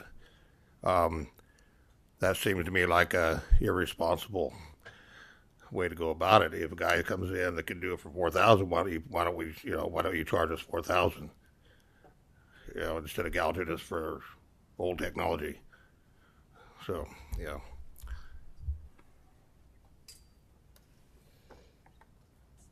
Okay. Is there anyone else in chambers who cares to comment on this item? You can also line up on the side of the room if there are more people that are interested in commenting. Hello, I'm Susie Smith, and I am on the board of directors with the Humboldt Association of Realtors.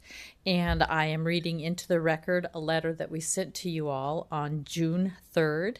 And this is the Humboldt Association of Realtors is advocating that you as a council adopt the following fees for lower lateral rehab replacement to the point out of triggering event for a minimum of the next 5 years. So we ask that the private sewer lateral rehab replacement fee in lieu be $4,000 for a standard shallow installation. For a standard deep installation, we would like it to be $8,000. And the non-standard installation fee in lieu cap at $8,000, regardless of what the actual cost is. There are several reasons why we advocate for these special capped charges for the citizens of Eureka. A major issue is the current uncertainty that when you are selling or buying a property in Eureka, as soon as you initiate the sewer lateral certification application process, you may be writing a blank check to the city for your lower lateral, not including how much you will need to pay your private plumber for the upper lateral work if required. It is rare to see a homeowner pay less than $4,500 to $5,000 for the upper lateral alone. Another inequity is when the city has already installed a sidewalk cleanout and a lower lateral by way of repair of an improvement project, which you had talked about a moment ago. That property owner now has at least $8,000 in equity at a minimum over another Eureka property owner that did not have the city-funded project. We also advocate that if the city of Eureka had a crew on staff to replace lower laterals, contractors would not have to be hired. Therefore, prevailing wages would not have to be paid, and the cost of replacement would be less for property owners or at the point of sale. We included several more reasons in our letter from Attorney Owens, dated March 3rd, 2025, and attached with this letter. You may hear from staff that the methodology of their proposed fee is fair based on what the private contractor cost to replace lower laterals will be, and that the city is still absorbing 20% of the actual cost by only charging $8,000 or $12,000 by the engineering quote. Thanks. Thank you.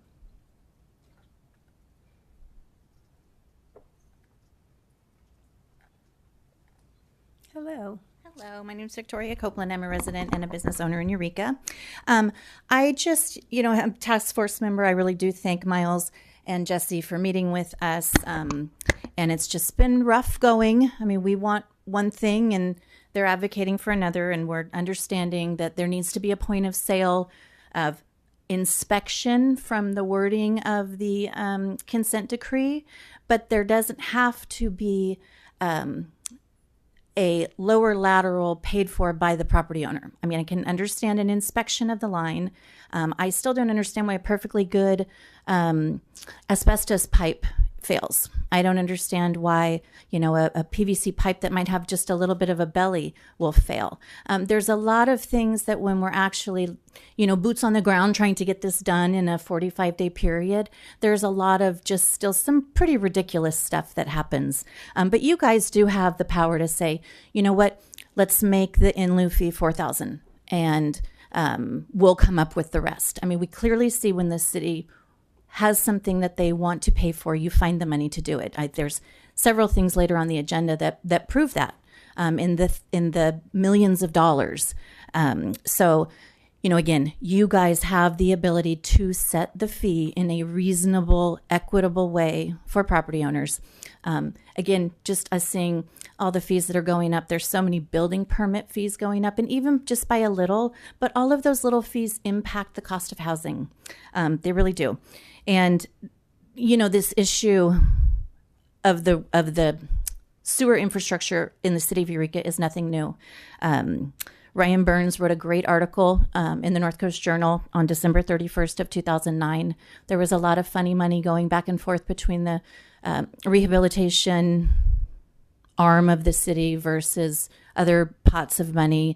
It's just been really interesting. And like right now, from what I can tell, there's about $3.5 million sitting there that's been collected so far. But again, enterprise funds, it doesn't have to just be the 20% contribution from the city. It could be 50-50 for the lower lateral, and that would still comply with the consent decree. And then I know you guys had also asked you wanted to hear from people, from residents. So we put a little packet together. There's actually 4 letters from residents in these packets. There's like 6 of them there. But, again, there's more than one way to reach a common goal, and maybe 80-20 isn't equitable, maybe something more like 50-50 is. And also, just with the contractors who are bidding, we'll have a contractor who could probably do the lower lateral for $3,500, but he says, well, I'm going to charge you $8 because otherwise you're just going to have to pay $8 to the city. So would you rather pay me or would you rather pay the city? So we got issues.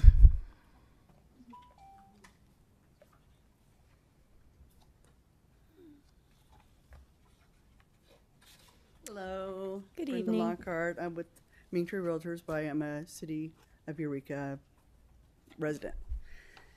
And I just wanted a couple points. I do think that the city should employ their own crew. That's half the cost of what we do when you were, bidding it out. I mean, if we had our own crew, I think would only be fair for the city residents to have that done.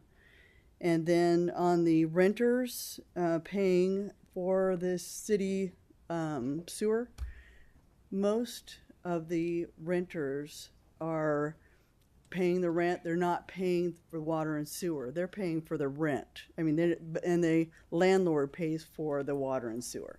I would say in most cases. Not all, but most.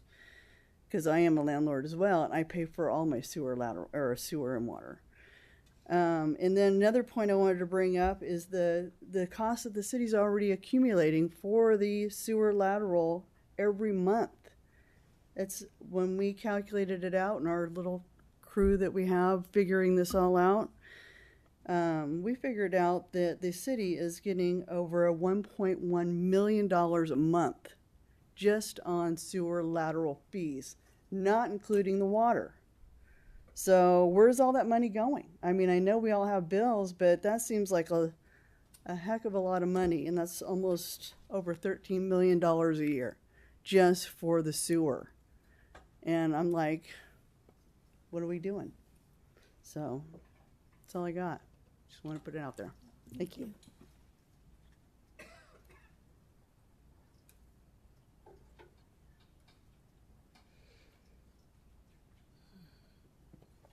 Tina Christensen with Coldwell Banker Kent Realty, and also on HAR's board of directors and on this sewer task force, which we've been meeting week after week after week.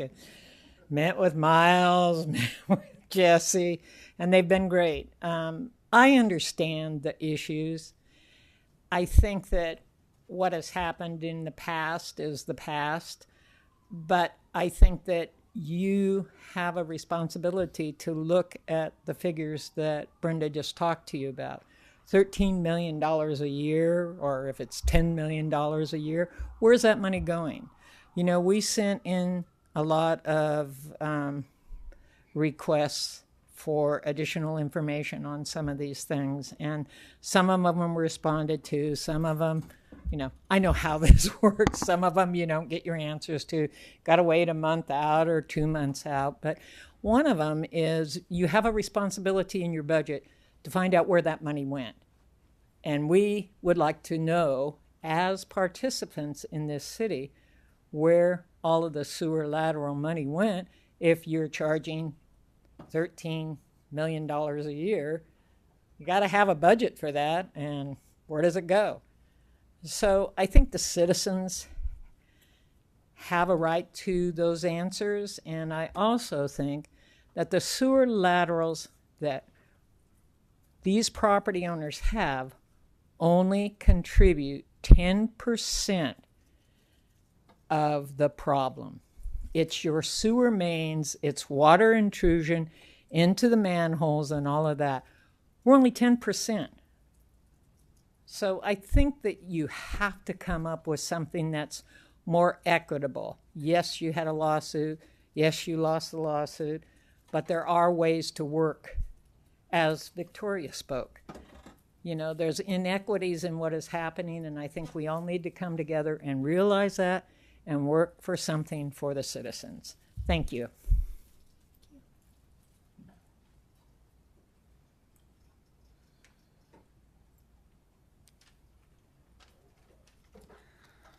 Good evening, Mayor and Council. How are you doing tonight? I wrote down what I was going to say because I would forget. My name is Christine Tyson. I am the chair of the Government Relations Committee for the Humboldt Association of Realtors, and I also serve on the association's Sewer Lateral Committee. I know I've shared a lot of my concerns with many of you personally, and we have been, like Tina said, meeting with staff. Thank you, Jesse and Miles, for taking your time to meet with us. Tonight, I'm here to speak not only for myself and my business as a realtor, but on behalf of the association and many local property owners we represent regarding the proposed increase to the fee in lieu for lower sewer laterals. I respectfully urge you to reconsider this increase. It would place yet another financial burden on homeowners, buyers, and sellers, especially those already struggling to afford housing in our community. For many of these fees, significantly reduce the equity that people spend years building. Equity that is often vital for major life transitions like downsizing, retiring, or passing on assets to family. That's if they even have equity left after everything else. And it's important to remember that this fee doesn't even cover the costs of the upper laterals, which lately have been almost relatively the same as the lower. I just had one 2 weeks ago that cost $16,000. For most properties, again, that they're anywhere between $16,000 and up to $30,000 during a transaction. This is an enormous burden for the citizens of Eureka. Additionally, I want to raise a growing concern regarding the non-standard installation fee. This fee, which may be applied in certain cases, creates even more uncertainty for buyers and sellers. Not having a clear or consistent number to work with during a transaction complicates negotiations and can stall or even delay deals. Sellers don't know what they're, on the hook for, and buyers don't really know, they don't want to move forward if they don't have a certain cost. It adds confusion on an already sensitive process and creates challenges for all parties involved. Having a cap for a non-standard fee would make these situations more attainable.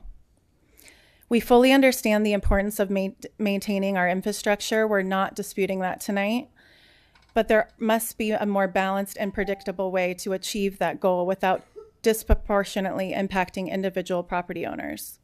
And frankly, we're really concerned that this is just the beginning. Like Miles had mentioned earlier, every year these fees will go up based on the 3 years prior. And it doesn't seem like there's a long-term plan to stabilize any of these costs to citizens of Eureka. We respectfully ask that you pause and work towards the more equitable, transparent, and sustainable approach, one that supports the city infrastructure while protecting the finance of Eureka residents. Thank you.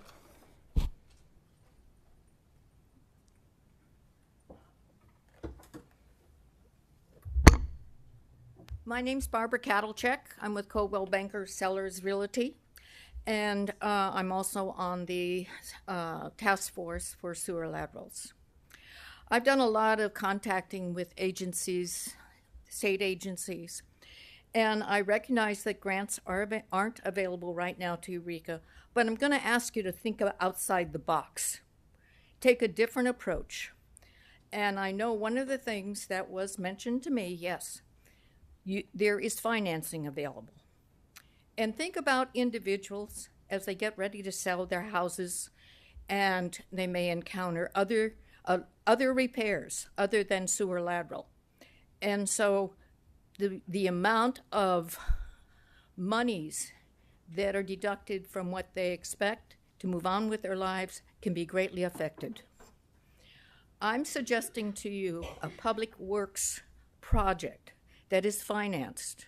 And what I'm asking you to do is think about, okay, right now you have an individual that's facing a huge cost.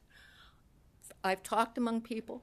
What they've told me is they would like to see a monthly fee so that when they get ready to sell their property, they do not have to face a large debt. Thank you very much. Thank you.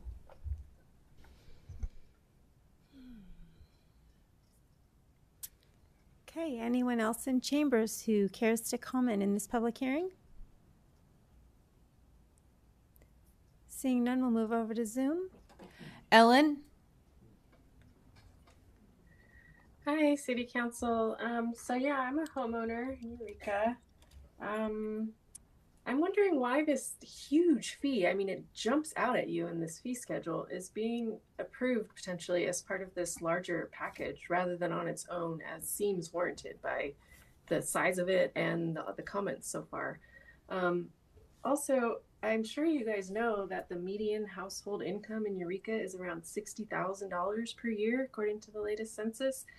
$9,000 is a lot of money and will be cost prohibitive for many current homeowners, threatening to make the homelessness problem here much worse. And a couple of nitpicky things, I don't think it's nitpicky, $9,000. If I maintain my home perfectly, I may still end up on the hook for $9,000 if the city decides to replace the main line that my lateral connects to. How in the world is that fair?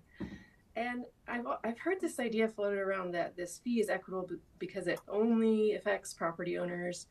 But yeah, the sewers working is definitely a public good. I really agree with that suggestion of making this a public works project because y'all don't want my sewer line to be backing up. My neighbors don't want that. The street crews don't want that. Nobody wants that. So, and you know, all of us property owners have lateral sewer lines. So if you guys are going around fixing mains, and you know, whatever, you know, our houses get old and eventually we have to do some repairs, we're all going to have to pay this fee. But then what if we can't? What if this is too exorbitant and my sewer does start to back up? What happens then? Is there going to be a lien on my property? Am I going to get foreclosed on? Again, if Eureka is serious about tackling our homelessness issue, this seems like a really bad idea. And I really want to encourage you to not pass this tonight. Just take it out. It needs to be its own thing. And it needs to be not $9,000 for a homeowner. I mean, that is just a recipe for people getting kicked out of their homes. Thanks. Thank you. You see anyone else? I see no one else. Okay, so with that, we will close the public hearing and bring it back to council for a motion and a second, and then discussion. Want to make a motion and then ask your question? Okay. Just have to find my way to it.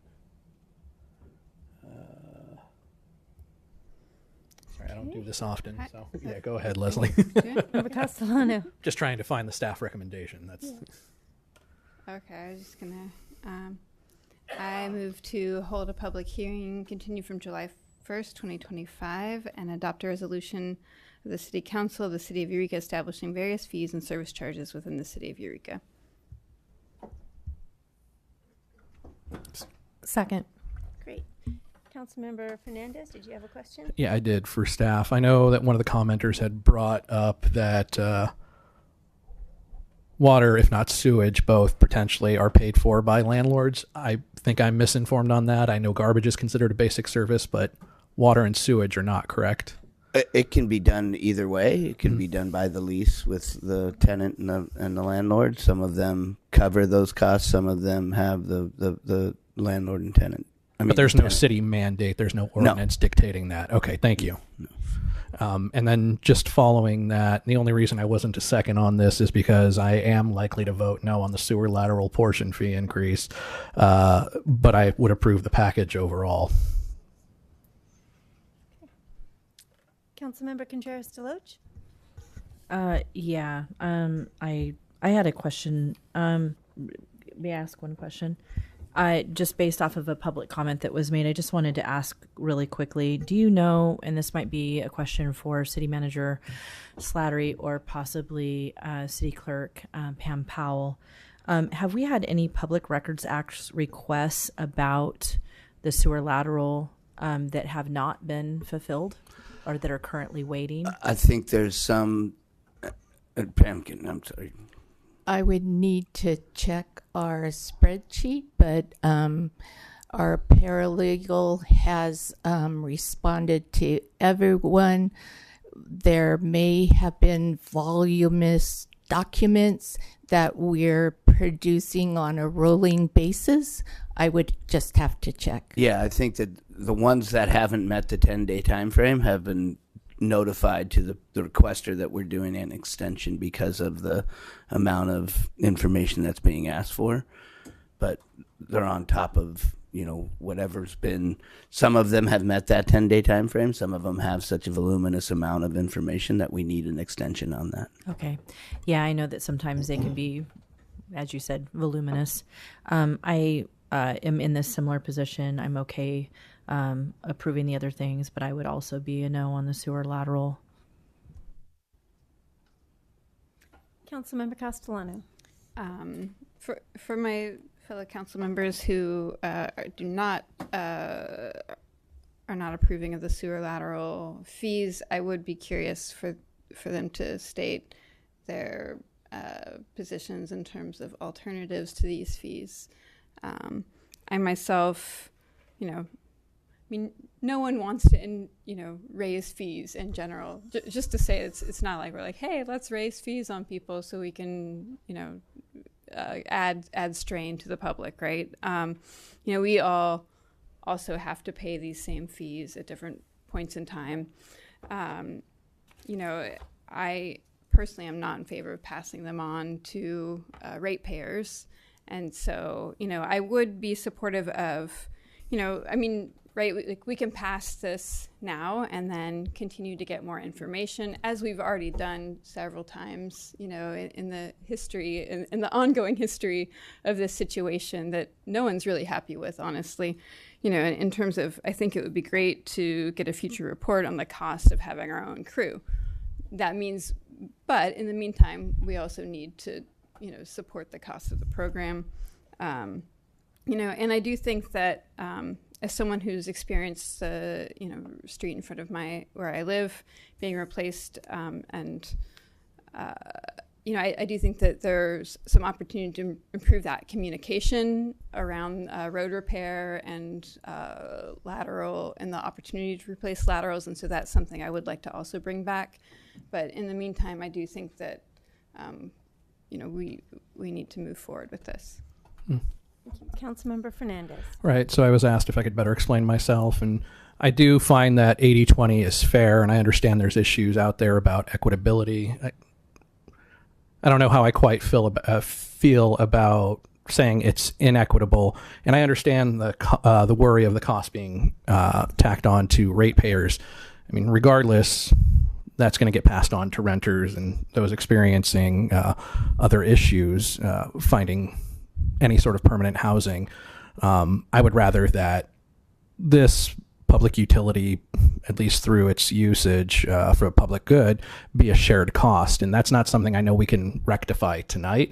I know it's something we've talked about over the last maybe year, which is that we need to review our sewer lateral ordinance, and that needs to be coupled with looking at the ratepayer study. So is it going to be solved tonight? No, but I would rather not increase it if that were the case. So would it stay at 8,000? I'd be more comfortable with that, but I'd be even more comfortable with it not existing at all. Councilmember Moulton. So what happens if we don't increase this and the city continues to do the work and incur the costs of replacing these laterals? So two things. So when the non-standard situations come up, because the lateral's in place, the non-standard situation would rely on the property owner to take that. There would be no 20% coverage of those non-standard. They would come in, it would be determined to be non-standard, and whatever those costs would have to be accrued by that property owner and done prior to the point of sale. If the regular standard fee does not go through, the older fee of $8,000 would continue to remain, and the cost for covering that would end up going on the ratepayers, and that percentage would be higher than the 20% that we're currently covering. At some point in time, if council continues or would continue to choose to not raise that increase, it depends on what happens with the next bid. The next bid could come in, depending on when that is. We'll average it again, and we'll come back with another number, and that's what the council adopted ordinance requires staff to do. Thank you. I just wanted to make a comment that I think the fundamental piece of this for me is who owns a sewer lateral.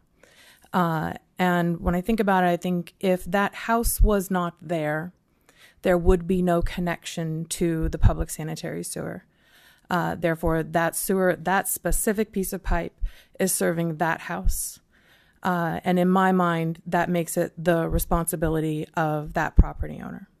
And as a property owner who has had to replace part of my sewer lateral before all of this happened, I can appreciate that owning a home can be quite a money pit.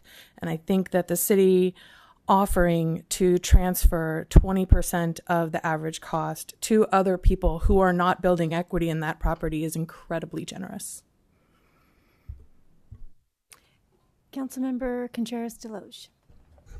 Yeah, speaking to Councilmember Castellano's question, since I had indicated that I would be a no vote on the sewer laterals, we've obviously had some time to kind of mull this over, because I know none of us want to increase costs or rates of any kind, really. It's that we're trying to find the most equitable decision, and the debate up here really is between how we think it's most equitable, because it seems that is the issue that's concerning all of us, is how do we do this equitably with as little harm as possible, and we have this cost. So my thoughts on this, I had mentioned, I think it was at the March meeting, that my initial thought and my initial concern was having renters potentially paying if we spread this cost, that we would have renters potentially paying this for people who own homes. I've thought that was flawed and faulty within about 20 minutes of saying it. And the reason why is because every tax, fee, et cetera, that is laid at the feet of a landlord is absolutely passed on to renters. First of all, I think the other thing too is the framework that I was using is also faulty, because that would presuppose that anybody who owns a property is automatically in a position of privilege, which is false, and that anybody who is a renter is in a position of disadvantage, which is also false. There's a number of reasons why people would be in either of those categories, but that doesn't have some of the highest income earners we have here are renters. They are traveling doctors and nurses. There's a number of reasons, why that isn't actually a way for us to calculate it. I think another thing too is I worry about this potentially. I worry about this potentially incentivizing landlords actually to avoid expensive or needed repairs and upgrades, to avoid triggering potential costs that they don't feel like they have to go into. And so I think that's, without having numbers, I think we've asked, how many in Eureka have been done, how many are left, and that kind of thing. And we still are kind of missing like concrete numbers on things. We don't have any kind of concrete estimation on if we took this on as a city or how we took it on as a city. And I think those are all still things. And I realize this is still just continuing to push it down the line. But I think for myself, that's all data points that I would need to have to feel more comfortable in making this decision, and we just don't have them yet. And I really appreciate staff working with everything that we currently have and going over all of that and meeting with everybody. I realize there's a lot of time that's been invested in that, but I still don't feel like we're answering those questions yet. And as for how would we pay for it? With other large projects, we've done capital improvement projects where we've looked at how are we going to finance something. For example, how are we going to finance a new ops complex? What serves the citizens of Eureka more? We could debate on that. A new ops complex or a redoing the structure beneath the city. I don't know. There's a number of different ways to look at it. But without the numbers and without us having a hard estimate, I don't know. But that would be one potential way for us to consider that the way that we consider other large improvement projects. Councilmember Castellano. Thank you, and I do appreciate fellow council members' responses to my inquiry. I do want to just reiterate that we are talking about this fee being levied at the point of sale, which, in an analysis of the Eureka housing market over the last 10 years, home sellers are doing quite well during that point. We for at least about a year, Eureka had one of the, was in the top 10 housing markets in the U.S. Though selling prices have somewhat, flattened in the last year, generally speaking, like home sellers are doing very well at time of sale. So I do think it's actually the best opportunity to include the price of this with the sale of the house. Councilmember Fernandez. Just to note, it's not just a point of sale trigger too. There's also the any permit that would be in excess of $50,000 for a job on that particular site. So it's more than just that particular point of sale. For sure. I realize that. Yeah. That is the primary trigger.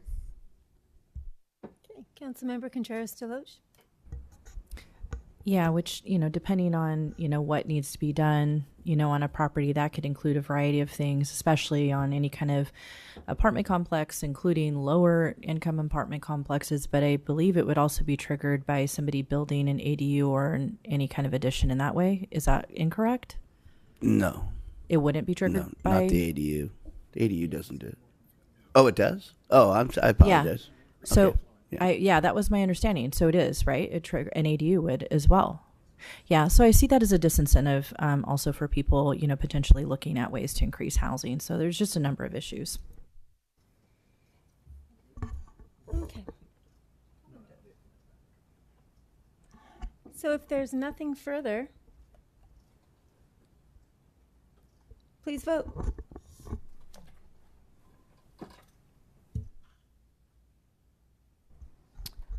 Three yes votes, Councilmember Fernandez and Councilmember Contreras-Deloche dissent. Motion carries.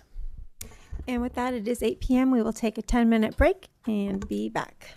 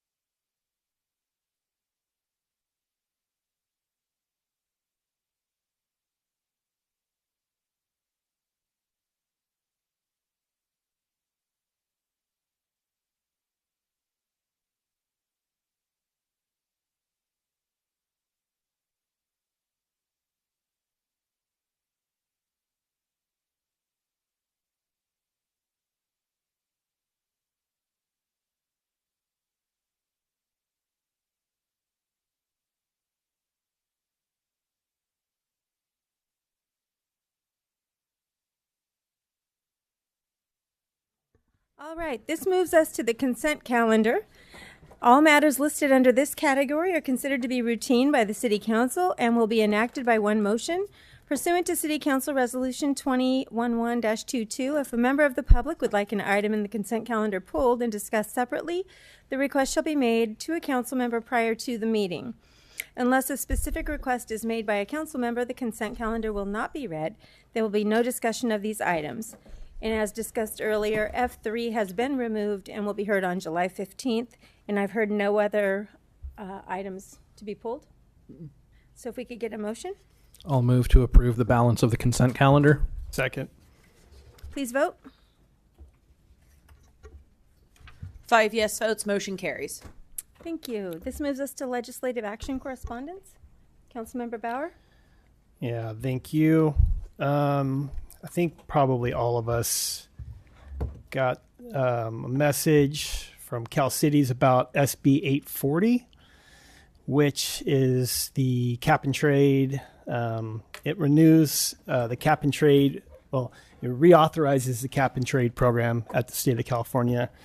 And Cal Cities, our fellow cities across the state, are asking that we write a letter of support, and we have a sample letter, which I just got this earlier today.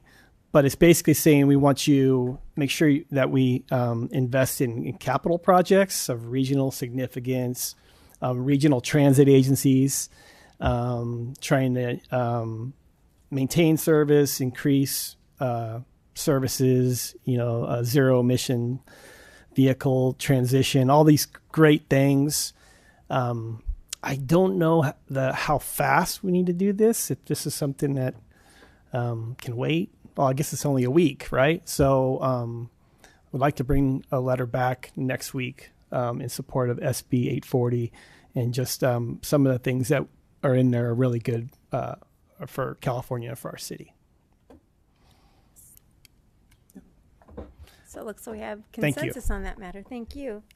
This moves us to ordinances and resolution. Oh, go ahead. Yeah, there was a piece of legislation or one that's going to be coming up that I wanted to ask about get council's thought on it. It's Senate Bill 627, Jesse Erijuan and Scott Weiner. It's the No Secret Police Act. It's a request that they're putting forward to that law enforcement be clearly identifiable.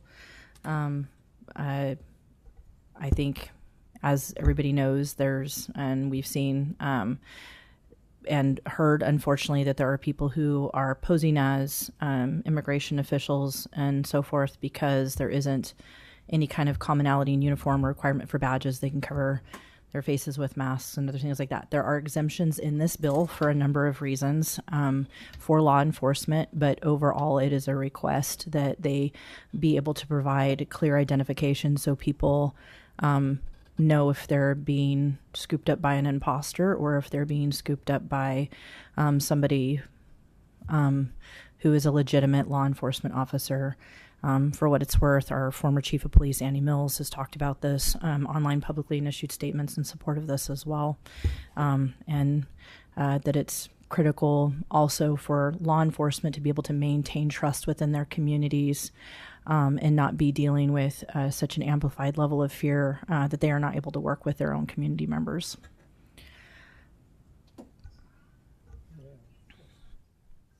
Thank you. Okay, so we have a consensus. Okay. Anything further on legislative action?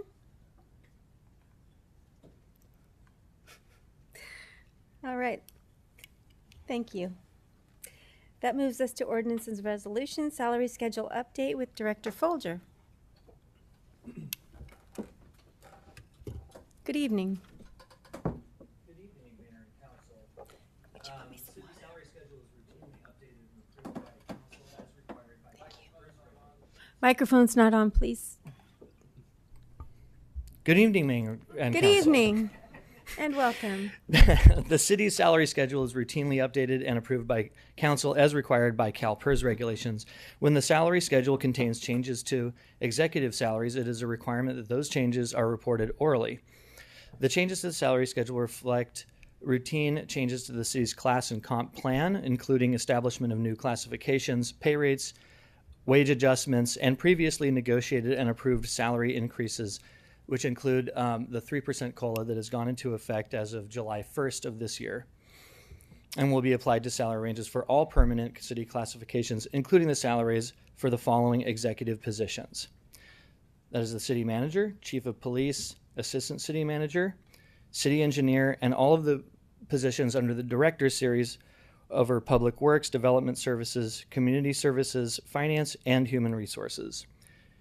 In conclusion, staff recommends that the City Council adopt a resolution approving the city's updated salary and pay rate schedule for all regular full-time and regular part-time position titles and classifications to reflect these routine classification and compensation changes that have occurred and are effective July 1, 2025. Thank you, and I'm available for any questions that you may have. Questions? Okay. Seeing none, we'll open this item up for public comment. Is there anyone from the public who would like to comment on this item? Seeing no one in chambers, do you see anybody on Zoom? I see no one on Zoom. Okay, so we will bring it back to council for a motion and a second and comments. Councilmember Moulton. I'd like to move staff recommendation, please. Second. Any comments? Please vote.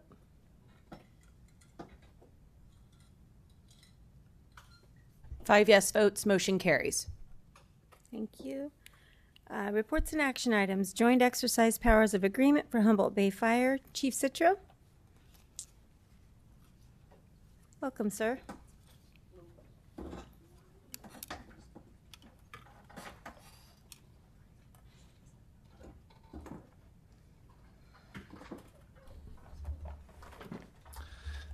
Good evening, Mayor and Council. So tonight I'm going to present the amended and restated joint powers agreement between the City of Eureka and the Humboldt No. 1 Fire Protection District. Give you a little bit of a background on it and where we came from, the original agreement, and where we are today. So a little bit of background history of the Humboldt Bay Fire Joint Powers Authority. This is one of just an example of what we used to look like as two separate agencies. The old ketchup and mustard days, we used to call it. So a little bit of background of the City of Eureka Fire Department was established in 1864, and the Humboldt No. 1 Fire Protection District was established in 1929. As you know, the Humboldt No. 1 Fire Protection District protects the 40 square miles that completely surround the City of Eureka.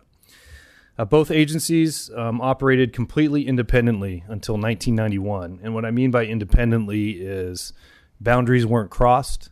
Response routes were taken around city limits or district lines. Very separate organizations, even though they shared a common boundary all the way around. In 1991, there was something called a boundary drop automatic aid agreement that was established between the two agencies. And basically what that created was, regardless of the political jurisdiction, the closest engine responded regardless. Give you an example. As you know, our Fire Station 2, which is owned by the Humboldt Fire District, is up on Herrick Avenue. When I started in 1999, there were stories from people who worked for the district back in the 70s that they would watch a city engine go by their fire station on their way to Lumbar Hills. So that's how separated they were. So we worked under this boundary drop auto aid agreement for quite some time. It's what was in effect when I started. We did do joint training, but we still had different training, still separate administrations, chiefs, boards, fire services, the whole works. During this time, 2 attempts at a joint fire services committee consisting of staff from both agencies was attempted in both 1993 and 2003 to make recommendations to the governing boards, the City Council and the Humboldt Fire District 1 Board, of ways to consolidate services. Those reports were forwarded to each governing body, and neither of them resulted in any formative action taking place. In 2010, the Humboldt Fire District No. 1 Fire Chief was hired under contract by the City of Eureka as the chief of both agencies. That was the seed to where we are today in the joint powers agreement and consolidation between the two agencies. In 2011, Citygate and Associates, they're a firm. They conducted a consolidation study between the two agencies. And in 2011, the JPA was formed with the fire chief and a joint training officer being the first 2 employees of the JPA. In 2013, crews were mixed, and basically what that means is firefighters from the Humboldt Fire District and firefighters from the city of Eureka finally intermingled into each other's stations and started working together. That was a huge step. And then in January 2015, all the employees of the city of Eureka Fire Department and the Humboldt No. 1 Fire Protection District all became employees of the Humboldt Bay Fire Joint Powers Authority. So Humboldt Bay Fire is a joint powers authority formed between the City of Eureka and the Humboldt No. 1 Fire Protection District under the authority of the Joint Exercise Powers Act codified in California Government Code 6500. The agreement was originally signed in 2011, and again, like I stated before, joint operations began in 2013. Citygate and Associates was the firm used to create the original JPA agreement. The agreement was updated in 2019 to include the fate of the original, what we call parent agencies employees, if there was ever a dissolution of the JPA. And in 2023, Citygate provided a plan update to address specifically the cost allocation plan that was in place from the beginning of the JPA until 2 years ago. The cost allocation formula that is proposed in the new agreement is based on a 5-year cost transition plan that was recommended by Citygate from the original cost share ratio of 65% City of Eureka to 35% Humboldt Fire District 1 to now 60% City of Eureka to 40% Humboldt Fire District 1. And I can get into the specifics of those. The JPA approved the staff recommendation for the financial transition plan in 2024. And what we started at is what we called a transition process. 62.5% City of Eureka, 37.5% Humboldt Fire District for the first 3 years, and then we will move to 60-40 split beginning on year 4. At the end of year 2, which is where we are right now, this current fiscal year that just began, we are in year 2 of this transition plan. We will conduct a new analysis with staff to determine if the 60-40 split is still on track. And I can tell you, as of right now, it is on track, and it may be even on track to be a year earlier.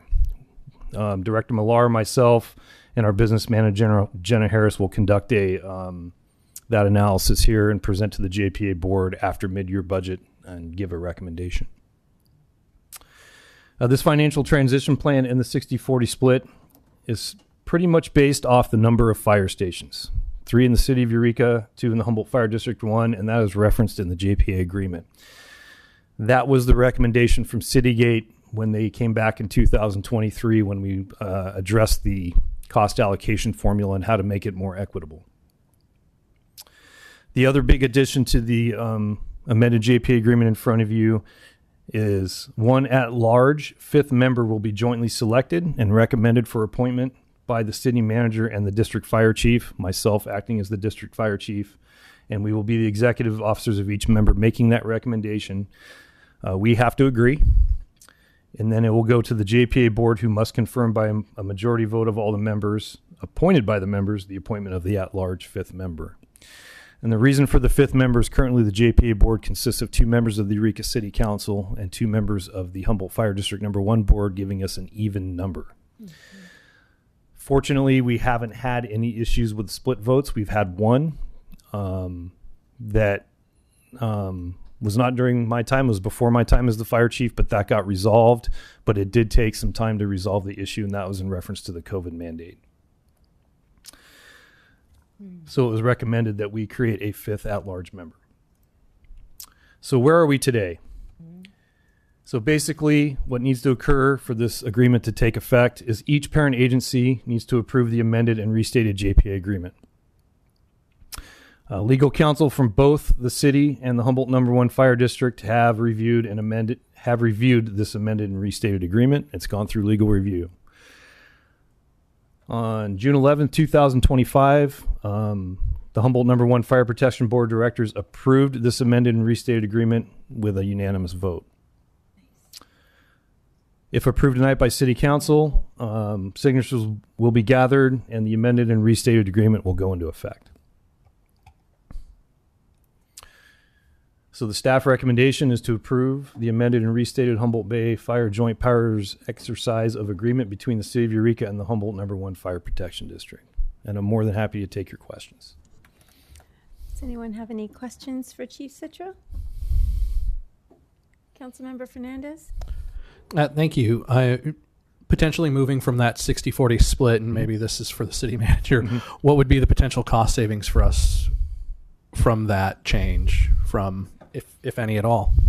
Director Millar can speak to that, but I will say that all of our budget projections and other things that we've done, even negotiations, MOU discussions and stuff, has been predicated on that happening. But Director Millar.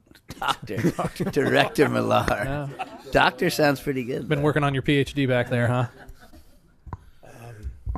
So it was about $500,000 Okay. when we did the analysis. Yes. Of course, as costs have gone up, that savings will grow over time, but initially it was about $500,000 to go from 65% to 60%. Thank you for helping me understand what 5% equates to. And then I'm curious, getting to the at-large position, is there a term limit? Do they serve at the pleasure of the two of you? How does that work? So it's the same term. It's a 2-year term, same Okay. as other board members. It is specified in the agreement of the term. There's also language in the new agreement that they can be removed from the board by a majority vote of the members of the member of the JPA. So in other words, a majority vote by the 4 sitting JPA board members from each member can remove that person. Okay. Yeah. Yes. I see the term there for a period of 2 years. And so, in opening this up, then, is it going to be, how are you going to advertise for it? Are you picking folks that you already know? I'm curious what the process is. No, since we haven't gotten approved yet, we haven't talked about advertising, but we would open it up just like any other appointed position on any other board or commission through the city, or and we'd advertise obviously in the district also. Yeah, and we'd like to do press release, use our social media website, Yes. that type of stuff. All right, cool. All right, thank you. Councilmember Contreras-Deloach? First, thank you, Chief. Great presentation. Thank you. So my question about the 60-40 split, is that something we're phasing into, or is that something we're abruptly switching to? And how does that, and I might have missed that. You Sure. probably said it and I missed it. So we're phasing into it. The recommendation was made by the consultant back in 2023 that we move to 60-40 based on the number of fire stations, which is the most concrete metric we can use for an equal split. Out of concern for the financial health of the Humboldt Fire District Number 1 and the pending of their benefit assessment passing in 2024, it was recommended through staff to the JPA board that we do a financial transition plan over 5 years. And we're in year 2 of that right now. And we're at 62.5, 37.5 on year 2 right now. Last year was that same ratio. We'll conduct a financial analysis after mid-year this year and make a recommendation to the JPA board to continue the 62.5, 37.5 for the 3rd year, or move to the 60-40 the 3rd year. But 60-40 will become the reality no later than the 4th year. And the 4th year is officially on 2027? Yes. Okay. Fiscal year 26, 27. Fiscal, Yep. okay, 27. Okay, thanks for the You're welcome. clarification. Yeah.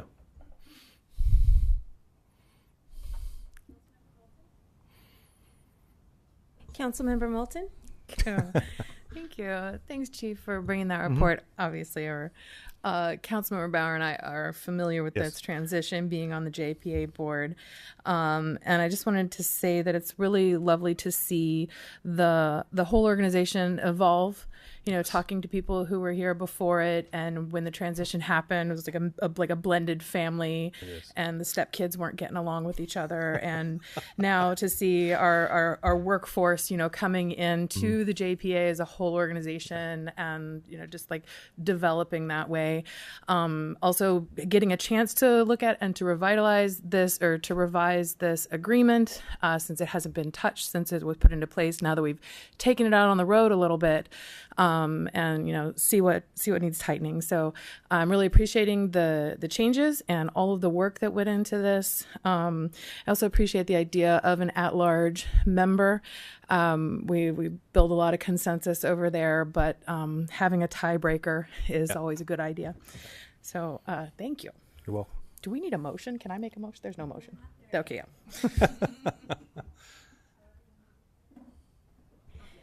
Okay, if there's nothing further, we'll open this item up for public comment. Is there anyone in chambers who's here to comment on this item or who would like to?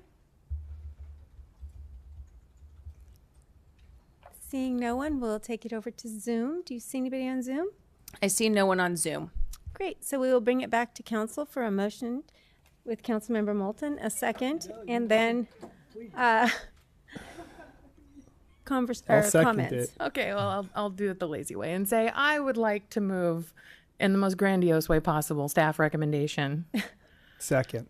Thank you. Okay, we have a motion and a second. Are there any further comments? Yeah, I was gonna wait to save I didn't have a question, but I want to say it's been a long journey for staff and for the fire, JPA, and it's been great. I mean, Chief Citro, you've done a great job, and before you, Chief Robertson, to make this work for the city and for the district, it's been a challenge. I mean, I remember that the 2-2 vote was really hard, and no organization should have an even number because it can be a real challenge. But now here we are, and I'm excited to see this finally going forward. So thank you for all your hard work. Okay. If there's nothing further, please vote. 5 yes votes, motion carries. Great. This moves us to the use of Avelo Airlines with City Manager Slattery. We will be providing a consensus on this. Thank you, Mayor, and good evening, Mayor and Council. I believe it was 2 meetings ago, Councilmember Fernandez had, at a future agenda item section, had requested bringing back a report on the use of Avelo and the potential for not using them as a vendor. So staff went and did some research on it. Avelo obviously flies out of Eureka Arcata Airport here. It flies solely down to Southern California to Burbank, and I believe only Burbank now, correct? So staff did some research on how much we've used that for trainings and for travel for city staff. Obviously, as it goes down to Southern California, it's used pretty sparingly. In fiscal year 24-25, we approximately had a total of $2,500 spent towards travel using Avelo to Burbank. This was brought forward by Councilmember Fernandez because of their contract that they have with the federal government for deportation flights. We looked at an analysis of potentially utilizing United Airlines, which is our other carrier here, and it's approximately 30 to 40% higher. I just want to make it clear that we don't have a contract with either of these airlines. They're used as a vendor. Typically in our processes that we use for contracting either services, flights, projects, construction projects, we typically go with the lowest cost option for that. So we have used Avelo for that purpose.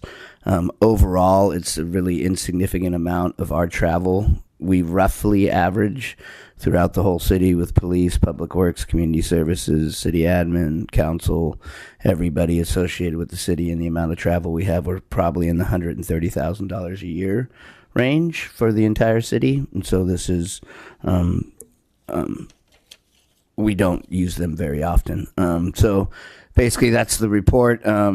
The costs savings, if we base it on fiscal year 24-25, is about $3,000, $3,500 approximately. And so the alternatives you have for giving consensus to staff is to either continue the use of airlines and continue to use them as an option as far as what would be the most cost effective, or just to transition solely to United Airlines. So if there's any questions, staff is available to answer them. Do we have any questions? Councilmember Fernandez.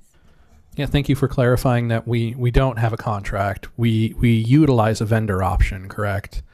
Correct. And then what was the average cost for our travel again? Well, average, we didn't do an average cost. Okay. It varies widely depending on where we go. But it depends. I mean, if we have a League of Cities, that's I think where the majority of this 2,500 came from, because obviously some of us use that option to get down to Long Beach or get back from Long Beach, one of the two.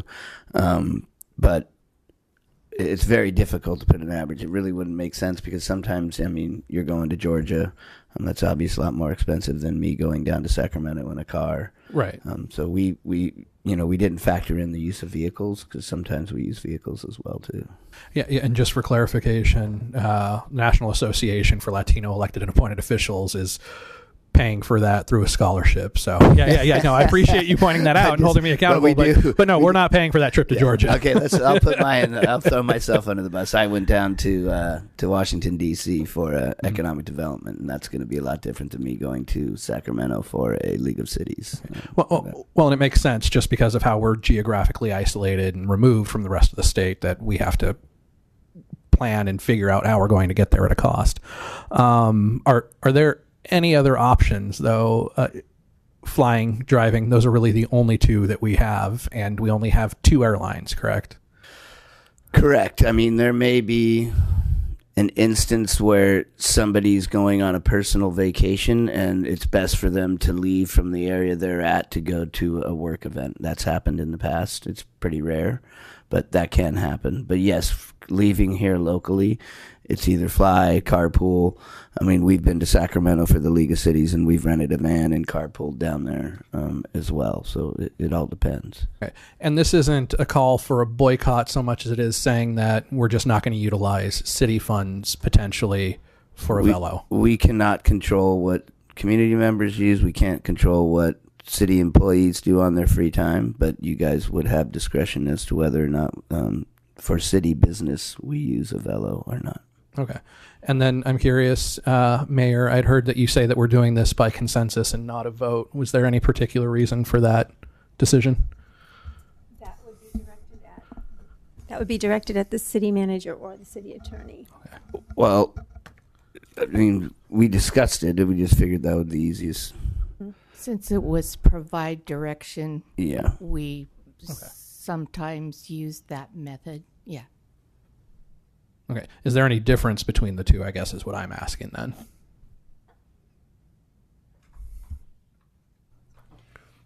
I think one is more of a hard target if we were going to be sued by the airline or by ICE or by whoever, So it's still a policy option for the council. It's just our recommendation. So. And so it's a matter of potential litigation then? Yes. Okay. Councilmember Contreras-Deloche. I hadn't thought to ask that, and I appreciate Councilmember Fernandez asking that question, and thank you to our attorney, Bob Black. Can I just confirm numbers really quick? Miles, when you are, sorry.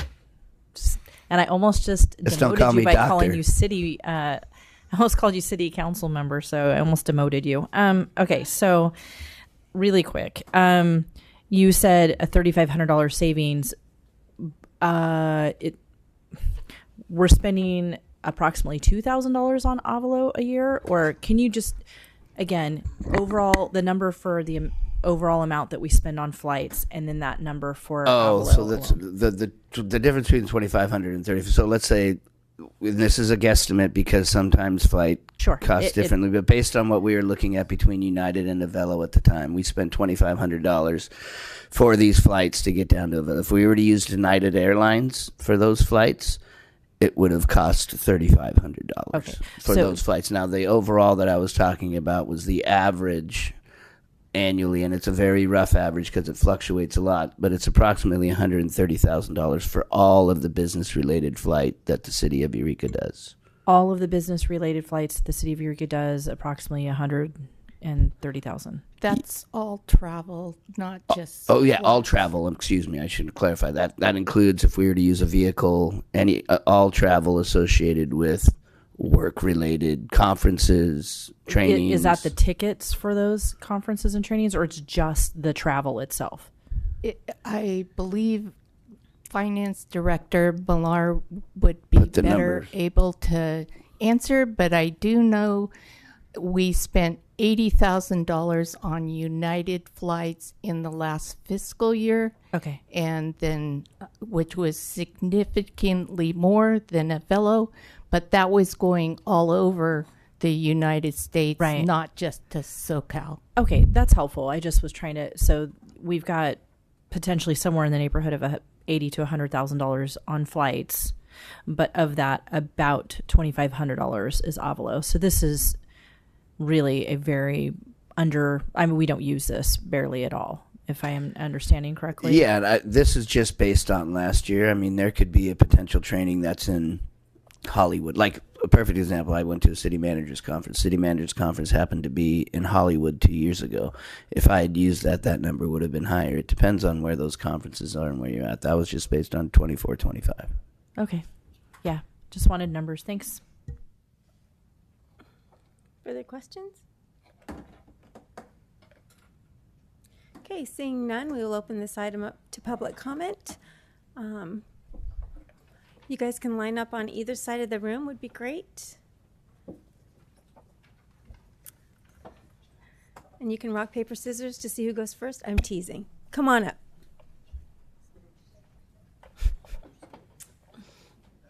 Hi. Welcome. Let me lower that for you a little bit. Hello. Thank you. My name is Annie Fricky, and I've been a Humboldt County resident for 25 years now. And I'm here with Humboldt Democracy Connections and some other members. And so I wrote what I was going to write to keep it more brief. But in a stunning display of ignorance, forgetfulness, and apathy, our country is entering a dark era. Some say we are sliding into authoritarianism, but I say we are violently crashing, ramming hatred and power into democratic obstacles, jamming propaganda down the throats of an already apathetic citizenry whose thrill comes from watching others be destroyed. We live in a culture of violence and apathy, and our government has just supercharged ICE, given seemingly unlimited power and money to an entity with no rules or accountability, only hatred and destruction as their intent. And the discussion on the table is whether or not this council should vote to stop putting money into this war machine. The council who has already shown their humanity by declaring Eureka a sanctuary city, and a sanctuary county, and a sanctuary state. So should you stop using Avelo for city business? Yes, absolutely, without a doubt. We cannot, as a community, support any part of the abductions, kidnappings, forced removals, and disappearances. ICE will likely be in our community soon, and we must be a united front from the beginning. No ICE in our skies, no ICE in our community, no ICE in our streets. Tell Avelo and Andrew Levy they will not get our money while they are part of these atrocities. Thank you.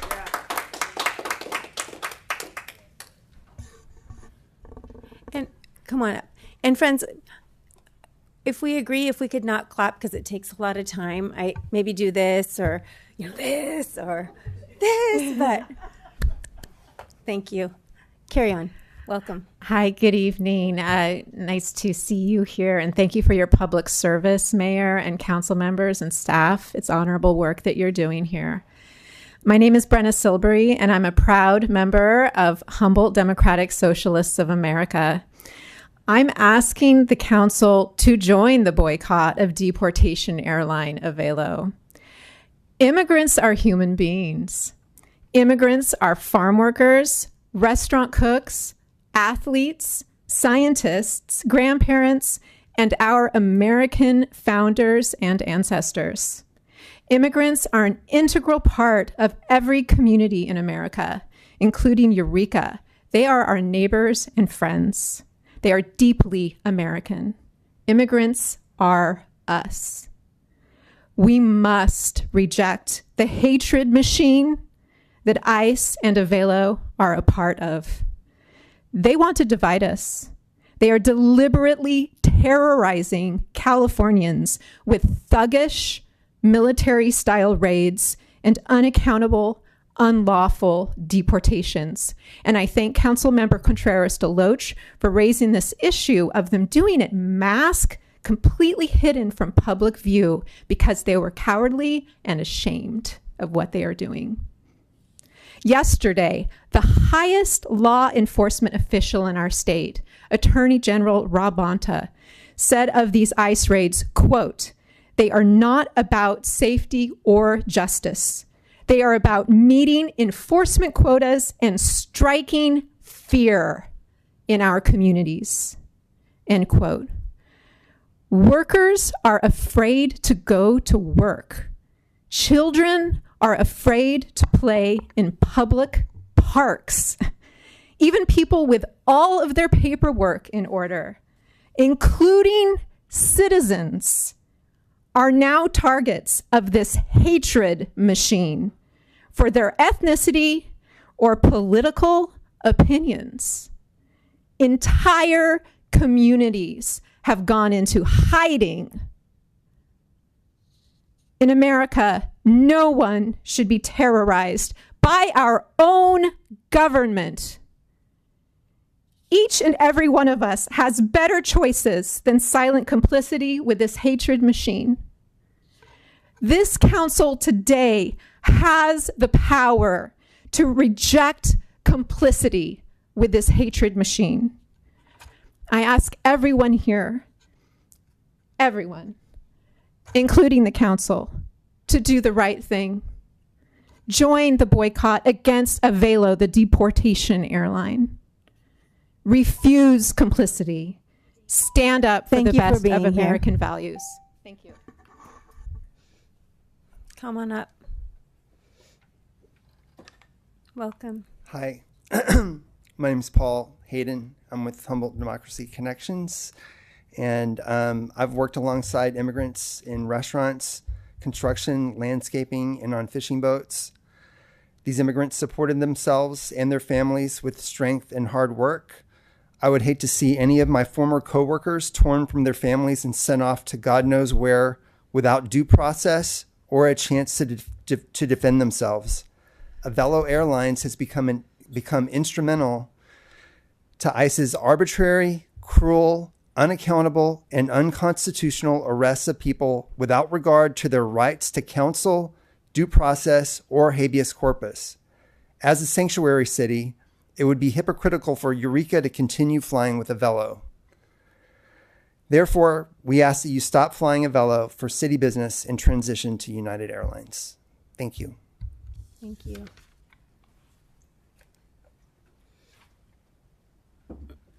Welcome, Pat. Hi there. Avelo Airlines has a contract with ICE, and I'm sure you know what that means, and I'm sure they may be cheaper, but this is Humboldt County. Humboldt County years ago went 70% for Bernie. We are Humboldt County. We cannot assist the thugs and the bastards that are doing this right now to these people. And I want to talk about ICE also, that maybe you think that because we're beyond the redwood curtain, that ICE isn't going to come for us. Well, I'll tell you something. They're advertising in Eureka right now. All right. So we're looking at thugs and people and Proud Boys and whatever. All right. And they will be here in Eureka. And I know I'm one of the people that I'm sure a lot of these people here are going to stand in front of the vulnerable people that might be taken by ICE, because these people, they're just going to look funny to them. It doesn't matter whether they're a citizen or not. They're like a vacuum cleaner. And whew, they're just going to take them away. And they're not going to give them any due process, so nobody can prove that they're a citizen or not. This is ICE, okay? These are thugs, and Avelo Airlines is part of it. And if they may be cheaper, we still cannot be part of it. And I think we need to boycott them. Thank you. And free Palestine and divest from CalPERS.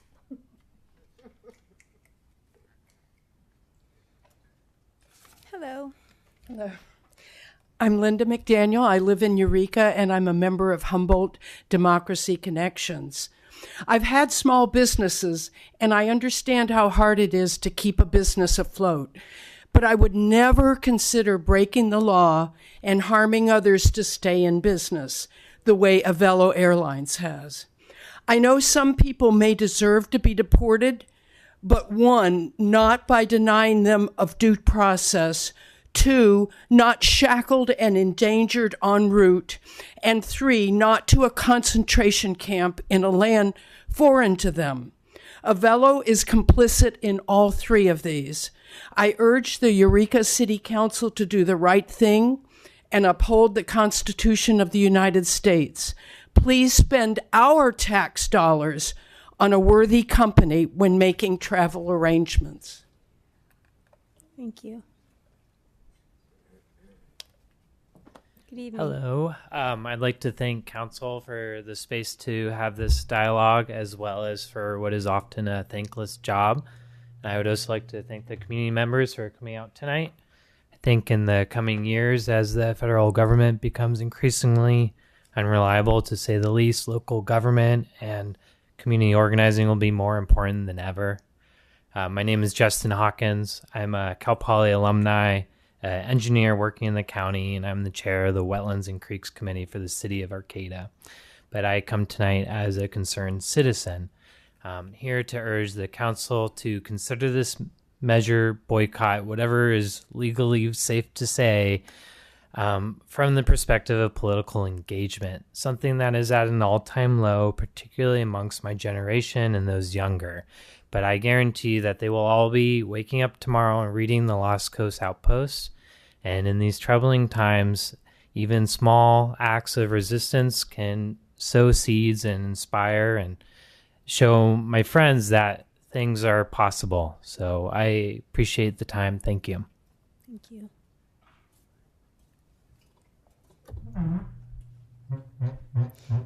So noisy. I'm sorry. Good evening. Is my mic on? I guess it is. Thank you. I'm Chris Will with Humboldt Democracy Connections, and I have a quote tonight from a Redhead Black Belt article with a quote from Council Member Castellano. She said, "The cost of any threatened loss of revenue to the city of Eureka is much less significant than the potential cost of harm to the people who are immigrants and call this place home." We can then surmise that an increase in cost for travel is much less significant than supporting an airline that is directly involved in harming people, some of who call this place home. For this reason, we ask that you stop flying Avalo for Eureka City business and transition to United Airlines. Now, I don't know if many of you noticed that that big ugly bill that was passed last week increased ICE's budget to at least 5 times that of our Federal Bureau of Investigation, FBI. So this is going to be coming at us fast and furiously, and so I definitely think that we can do this as part of the resistance. Thank you. Thank you.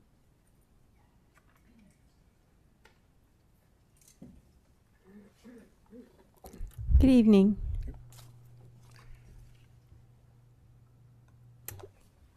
Hi, I'm Mark Walker from the Humboldt County Democratic Socialists of America, and I'm speaking in support of not providing public money to Avalo Airlines in any capacity. The financial savings, no matter how large or how small, of using Avalo are outweighed by the other concerns, such as the moral ones, that come with supporting an airline that participates in the current administration's mass deportation project. A project that targets people based on race and political beliefs, ignores due process, and violates human rights.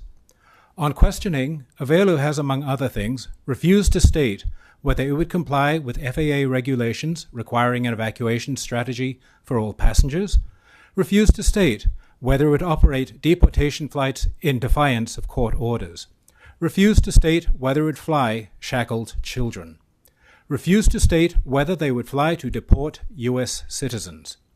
Avalo is a corporation that, in the pursuit of profit, is willing to flout human rights, U.S. law, and just basic safety regulations to an extraordinary degree. Our money should not be supporting them. Thank you. Thank you.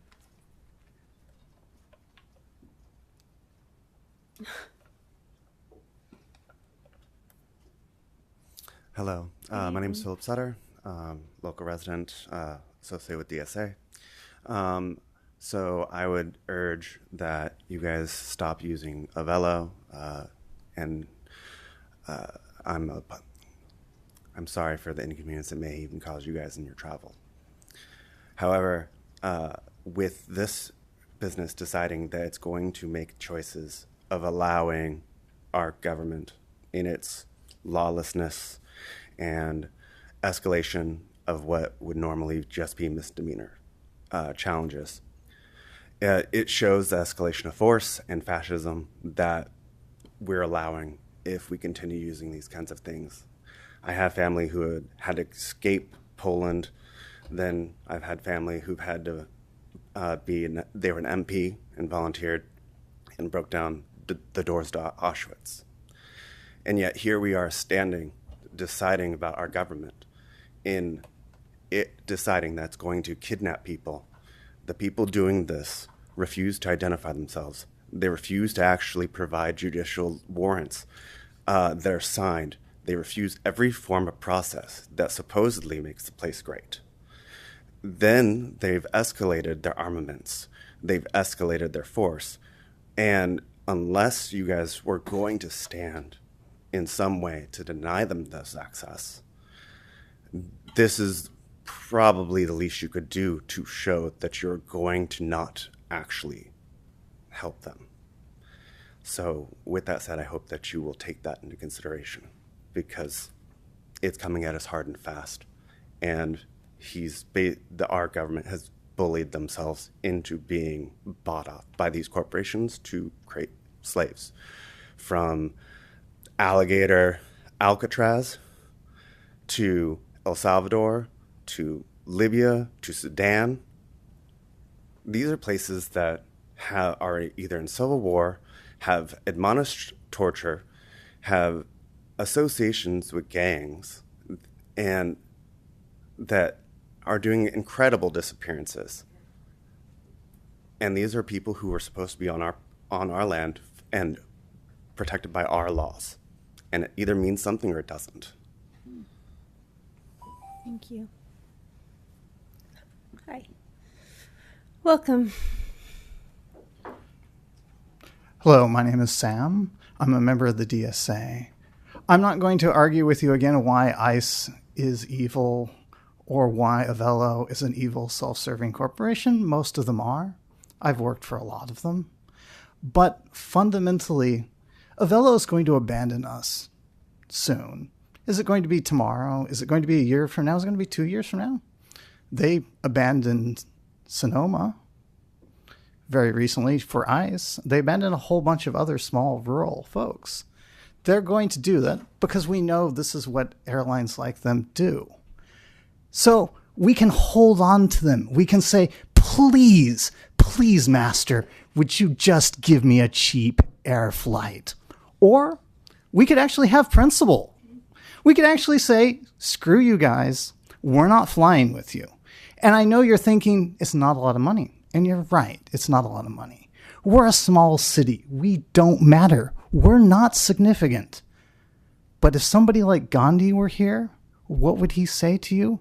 He'd say to you, things like this start small. We have power. We can make a difference in this.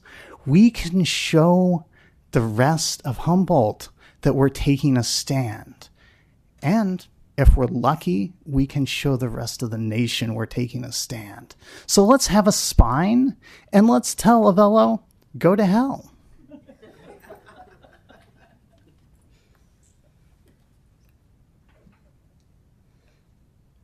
Good evening. Good evening, council members, mayor, and the rest of the staff here. My name is Elle Penner. I'm a 35-year-old woman living here in Eureka. I've lived here for about 8 years. I have a master's degree. I work for the state of California. I'm a social worker, and I have a 6.5-year-old daughter. I didn't grow up here. I grew up in a place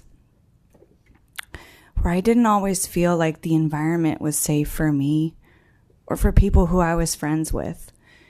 Looking back, I wish that there were things that my parents and other people in leadership would have done, stances they would have taken that would have helped me to feel safer and my community to feel more vibrant. I'm really, really encouraged by what the leadership here is doing to set standards, to set a community ambiance, to set cultural expectations for my little girl in the town where she's growing up. I want to thank you for being willing to have this subject discussed, for being willing to have public communication around it. I want to thank you for your service to our community. I want to thank you for being present for difficult conversations. And I hope at the end of this that I can thank you for making a call of integrity, for setting an example, and for establishing a route that, while I believe it's going to continue to get harder, is one that I can be as comfortable as I can staying here in America and raising my daughter in. Please, please don't use city funds, as small as they are, to go to Avelo. Thank you.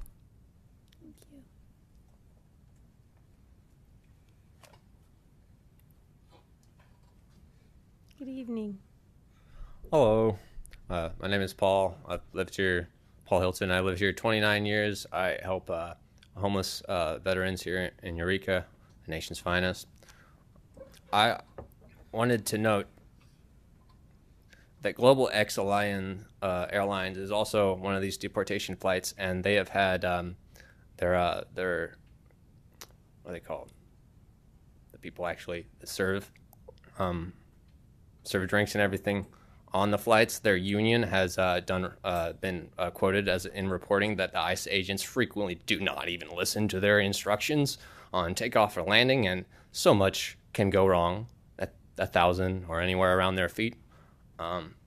We probably don't want an air disaster here in Humboldt, not to mention the disaster of using Avelo to allow them for their deportation flights elsewhere as well. So yeah, don't do this. Let's get rid of Avelo. Thank you. Okay, is there anyone else in chambers who would like to make a comment? Hi, my name's Diana Berry, and I just want to thank you also for getting this on your agenda and talking about it and allowing us all to speak about it. And I'm just hoping that you do choose to no longer use them for your city business, and I'm hoping this will open a pathway so that maybe the county will ask them to leave, and we can attract another airlines in here that isn't involved in human trafficking and all the other bad stuff. Thank you. Thank you. Okay. Seeing no one else in chambers, we will move over to Zoom. You see anyone on Zoom? S. Townsend. Hello. Can you hear me?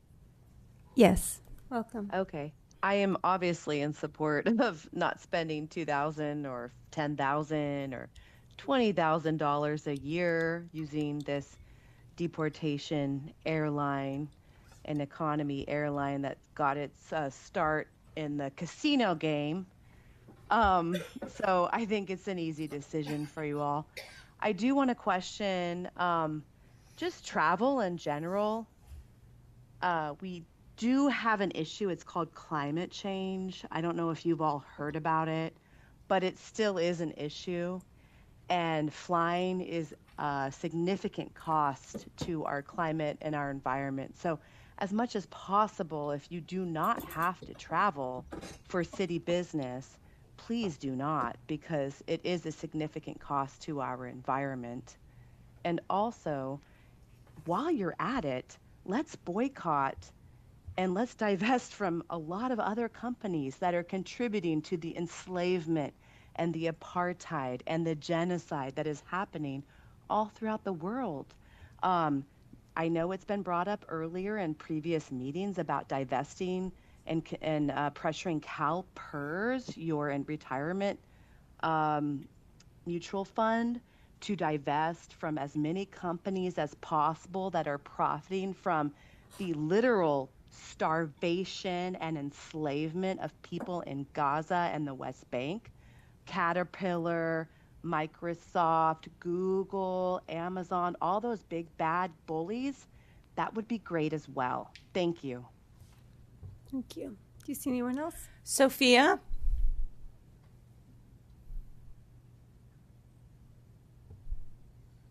Can't see anyone. Sophia? Hello? Yes. Hi, can you hear me? Yes. Yes. I'm Sophia Nix. I'm the interim co-secretary with Humboldt DSA. I'm respectfully asking the Eureka City Council to divest entirely from Avelo Airlines. Give them no more money, no more business. Innocent people are being essentially held as prisoners in their own homes, scared that if they leave, they will be unconstitutionally rounded up by ICE and taken away. Families are being torn apart, traumatized, victimized unjustly. It's racist, it's cruel and vile. We are better than this. We can do better. Please. Please. Thank you. LG?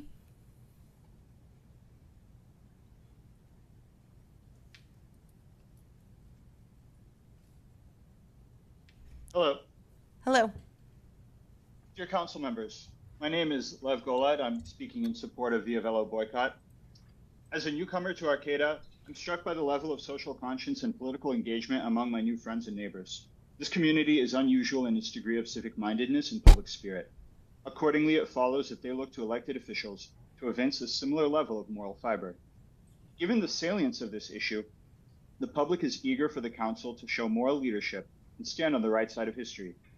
Concretely, I urge the council to cancel the use of Avelo for official business until such time as Avelo ceases to facilitate the violent, reprehensible, and extra-legal expulsion of immigrants.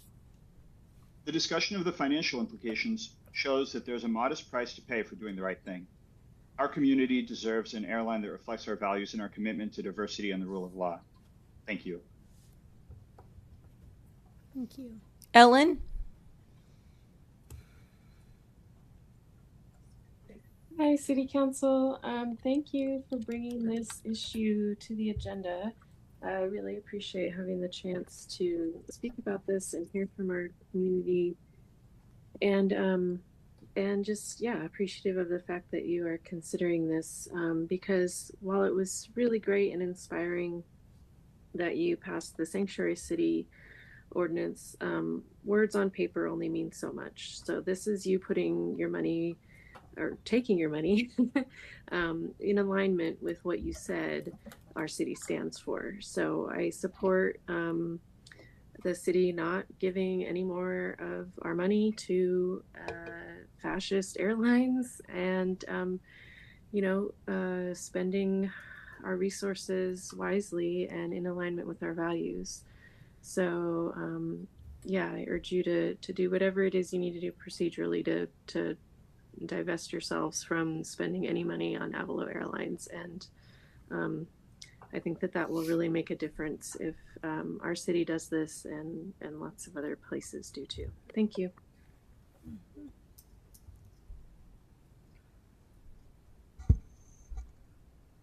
You see anyone else? I see no one else. Okay, so seeing no one, we will bring this back to council for consensus and comments. Councilmember Fernandez.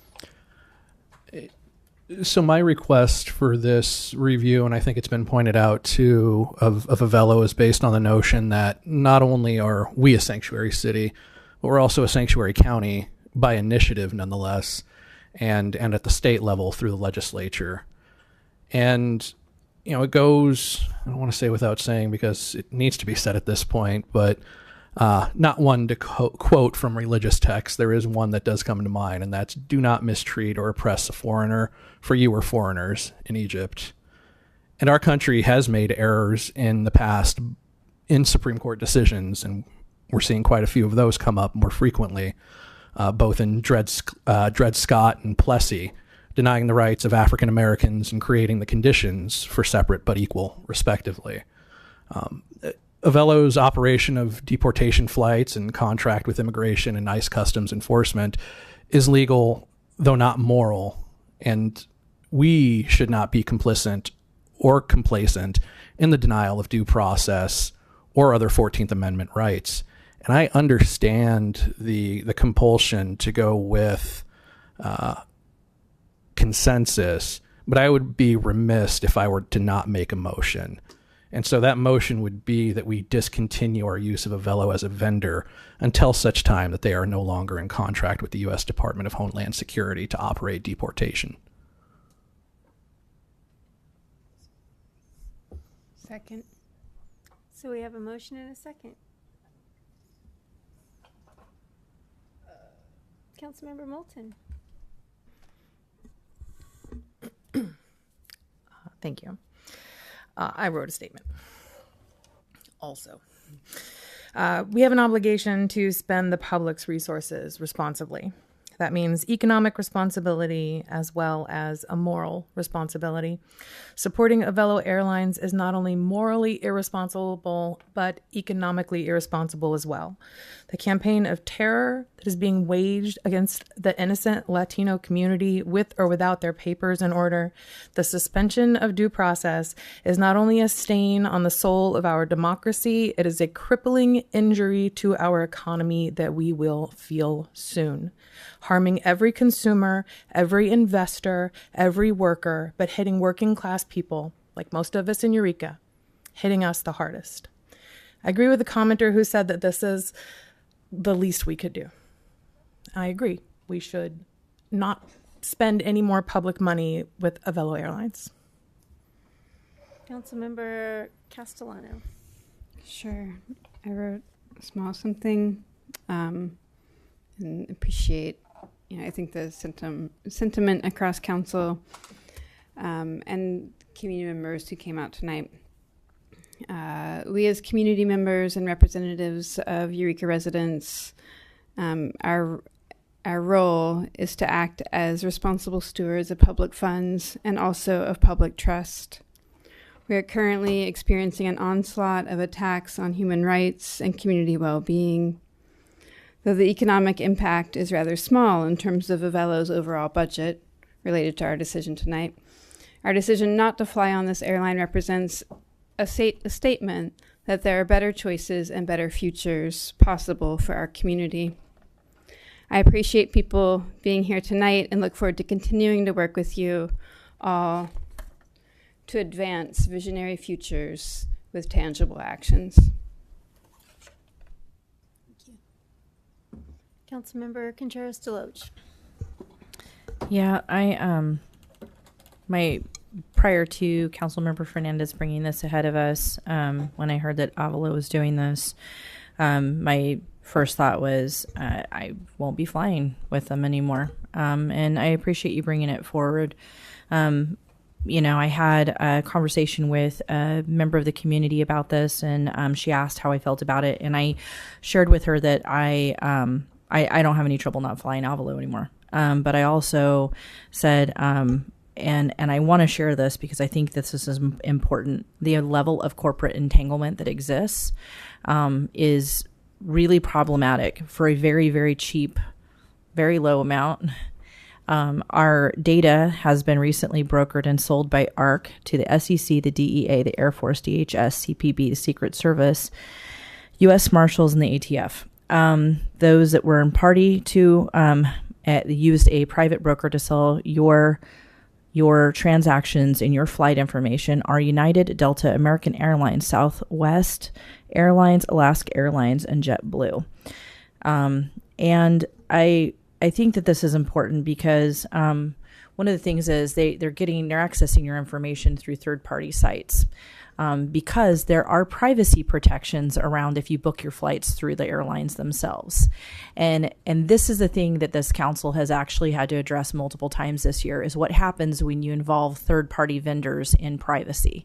And there's a reason why different groups, in my opinion, are using third-party vendors, like Flock, for example, so that they can circumvent the laws that we as a nation and individuals have passed to put guardrails on your personal private information and how it's used.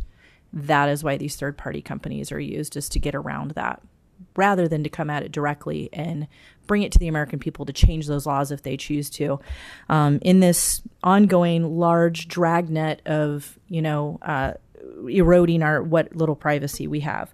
So I want to bring that up because I think, this speaks to a larger issue. We can pull out of Avalo. It's not going to change, and we should, but it's not going to change this broader problem of this corporate entanglement and the erosion of, the ongoing erosion of our rights. I think that really picked up with the U.S. Patriot Act post 9/11. Just my opinion. So, I think that the benefit, obviously outweighs it, but I do think that, interestingly enough, ARC, who was the data broker on all of this information, wanted their own info hidden. They didn't want it revealed without court orders or subpoenas. So the corporations are asking for a level of protection that they don't want to allow us to have. And so, yeah, I'm on the same page with this. Obviously, I think, I had a conversation with Councilmember Fernandez about this because I was kind of going back and forth. And I said, these corporations have their fingers deep in it in all these different directions. But I thought you brought up something that was really the salient point, and that is they may be selling our data and that kind of thing, but Avalo actually has a direct hand in physically transporting these human beings. And I would argue one thing, Councilmember Fernandez, you can quote scripture to me because I do it to you all the time. Thank you for supporting my Christianity.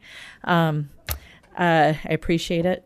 But I would argue actually when they say that it may be legal but not moral, I would say that it's not legal. There's plenty of rulings over time that show what our constitutional standard is on habeas corpus and other things, that you do have this right to petition, to redress if you believe that you've been detained unlawfully. And I think that it's important to acknowledge that that is not happening. And that is a violation of our Constitution, in my opinion, and in the opinion of many rulings prior to this time. And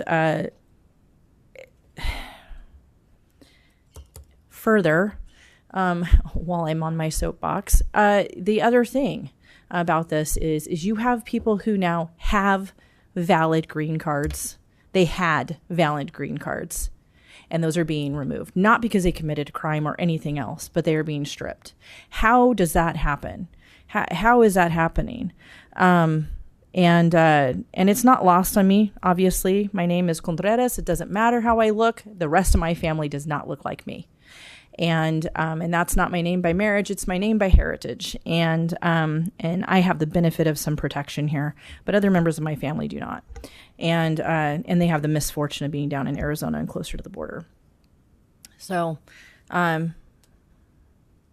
yeah, you got to take small stands where you can. Maybe it doesn't make a big difference to Avalo if we do, they don't have our $2,000, but we have an opportunity to make a statement and take a stand and say that we want our constitutional standards to continue forward as they have been. And that's my position. Oh, Councilmember Bauer. Pardon me.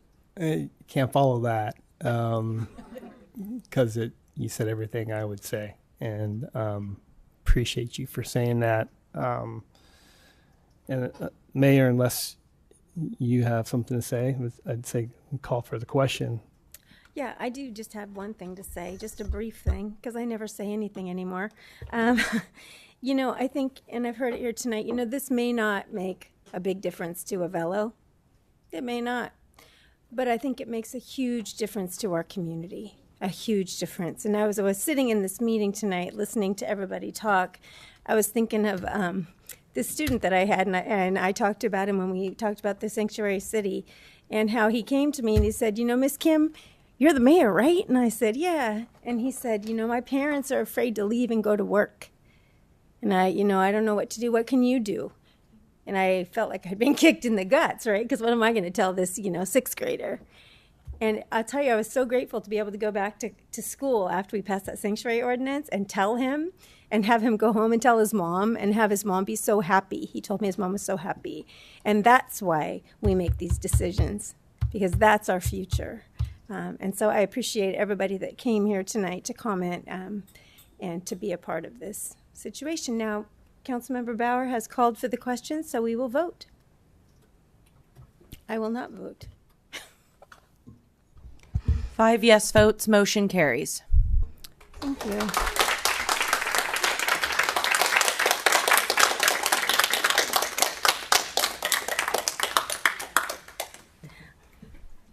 Being here, we do have one more item on the agenda, and we have 4 minutes till we need to extend the meeting. So if I could get a motion to do so. I'll move to extend us to 9:45. Second. Okay, please vote. 5 yes votes, motion carries. Thank you. And that will bring us to, oh, excuse me, before we have this presentation, are there any future agenda items? Councilmember Contreras-Deloche.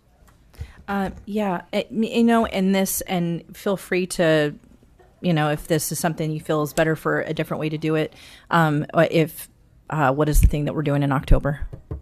Strategic visioning. Okay. Just to be clear, I want to make clear it's September. Oh, it's in September. Okay. I don't want to have to try and reschedule that again. Is it really? It's September? All right. September well, I don't have the 6th. calendar out. All right, great. Cut me slack. I'm a little tired, guys. It's been a week. When I went out on our beautiful new trail and was going through there, and I was like, this is awesome. Somebody had said, hey, is there going to be any kind of charging so that people who are in like mobility scooters and things like that, any way for them to be able to access it? So I had some questions, and it got me thinking about, and again, this might be something better for our strategic visioning. I was wondering if we could have staff kind of take a look at how do we make all of our departments, is there any way that we can make things more accessible for people who are physically or intellectually disabled, whether that's larger print options for people who can't see well, or whether that's some sort of transport option with golf carts on trails. I don't know, but I was wondering if there's some way where we could have a report on how to make things more accessible for people across the board. Yeah, and just to say, there's a lot of tools for accessibility audits that are available. So, do we have thumbs up? Great. Thank you. Okay. Thank you. Moving on to city manager reports with Mr. Davis. Director Davis. Good evening, Mayor and Council. So tonight I'll be providing an update on the Crowley property. And I'm very happy to say that the Crowley property, on the Crowley property, the Bayside Village Transitional Housing Project is active and operational. The dining facilities, the laundry facilities, the restrooms, and all but 2 of the residential units are up and running. And I just want to give a few photos and a few quotes to come along with at the Crowley property, or the Bayside Village now. These photos were taken either yesterday or today, and this first quote is very great. This is for someone who, a tenant, a resident of the site, very grateful for a new lease on life. And this quote was given by someone who had, prior to moving in here, had been experiencing homelessness for 13 years. Another quote was, great little community. And I love it. I have a home for me and my pet.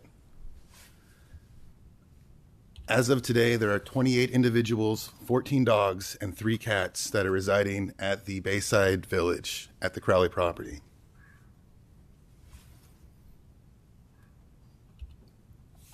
Happy to be inside was another quote.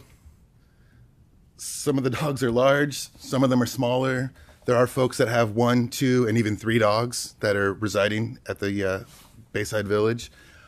Many of the tenants there have, and the most common answer to how long have you been experiencing homelessness prior was 10 to 15 years. Later this week, someone will be moving in that has been experiencing homelessness for 35 years. A great stepping stone was how one resident described the property and the project. And a great new part of my life, waiting to see what's next. And What is next are going to be enhanced programs and services delivered directly on site and at our Uplift Eureka's Community Resource Center. We have a great partnership with the Betty Quan Chin Homeless Foundation, which is providing a lot of the site management and some of the supportive services. Within the city, the Uplift Eureka and care teams will be providing some on-site innovative programming to really focus on the current and present needs of the folks there that are on site. And multiple community partners have already signed on to be a part of this delivery team. This project has taken quite some time, and it's changed significantly over the years, but it's open. The goal is to continue moving folks in this week, and by the end of next week to be at full capacity, having at least 38 folks on site. And additional dogs and additional pets. This is an ultra low barrier facility. Their pets are welcome, up to 3 per unit. And we are strictly following the Housing First principles, our COC's written standards, and best practices on this site. I'd have to say it's there's so many people made this project possible. Going back years, the permitting process to get things going was monumental. A lot of folks had their kind of in one way or another contributed to this project. And we had folks from at least 4 different departments directly contribute to this. I'd have to say though, I just want to do a huge shout out right now for our chief building official, Brendan Riley. Without his help, I don't think this project would be, there would be folks residing there today. He really has streamlined this and made this possible, stepped in when this project was about 40% complete and really just made it happen. And I just really appreciated all his efforts on top of his full-time job with the city, being able to do this. And so I can't thank him enough for all of his efforts. I wanted to invite him to be here today. He's currently out of town. Our senior outreach worker, Robert Williams, has done an amazing job of communicating, tracking, and documenting folks for this site in particular. It's grant funded, so it's for folks that had been living in encampments along the waterfront trail from Del Norte Street South. He's been working with these folks for at least 3 years, and we are, hopefully by the end of next week, the site will be at full capacity, and then as soon as folks are housed through a variety of other programs, the idea is that to turn this over and open this up for more folks. And so the list is still continuing. We're still working with folks that maybe weren't the first 38 people to move in, but we're still keeping up with them. We're still providing outreach services and supportive services, and it's been a huge project, and really the construction is there's still some site improvements that are going to continue to happen, but now really it shifts from a construction project to a services project and a program, and this is something that our entire team is really looking forward to, is having the opportunity to provide direct services to really some of the folks that really need it the most out of this community. And going forward, if I do present any more Crowley property updates, it will be Bayside Village transitional housing project updates. And I guess I'll say one more thing. Outside of the city, too, several organizations made this happen. I know that the county's Department of Health and Human Services really helped out with this from early on and throughout the project. And many organizations. Derek Lavich with the CR's construction technology class had his crew down there, met multiple times. Folks from Mercer Fraser and Pacific Builders helped out. All the contractors that had worked on this. This really was a community effort to make this a reality. And I know it's taken several years, but it's a reality today. And I know the folks on site are extremely grateful. And I just want to add, he's extremely humble, but more awkward than humble. But it wouldn't have happened without Jeff Davis as well. Jeff Davis, not only from the administrative standpoint, but definitely from the boots on the ground. And him and Brendan Riley have spent an inordinate amount of time outside of work. They're both salaried employees and have spent a significant amount of time to make this happen. So I really appreciate it. Thank you, Jeff. So can we ask a few questions? So I just have 3 for now. Are there any kids living there? Currently, there are no children living on site, but there are several that are visiting. So there may be parents that are maybe looking for custody, or parents that don't have full custody. I was down there today, and I was there for a short time today, but saw over, I think, 4 kids show up today. So yeah, there are children on site, but they're currently none that reside there. We do have a family with adult children, do we not? There's one family that's going to be moving in, but they are adult children, yes. I'm glad to hear that families moving in. And then, is it still transitional rent? So do they still pay a small portion of rent there to kind of get a rental history? Yeah, so they do sign a lease, so they have renters' rights and responsibilities. The rent is pretty low. If they aren't able to pay that rent, the Betty Quan Chin Foundation received quite a bit of donations and have been doing a lot of fundraisers.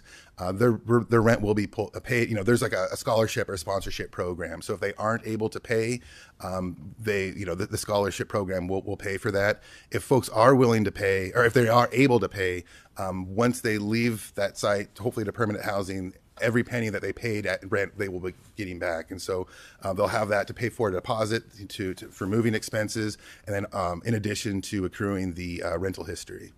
Great. And then lastly, I heard you say, and I've heard this, so the priority was people that were living on the trail, but I've noticed too that there's a portion of, I know it's hard to notice, but there is a portion on, Second and A, but right across from Free Meal on the corner there, where people have kind of, they're not there anymore. Now, were those people that had lived on the trail before and that are now being housed down there? Yeah, so I know of at least 8 individuals that when it was getting close, because this was,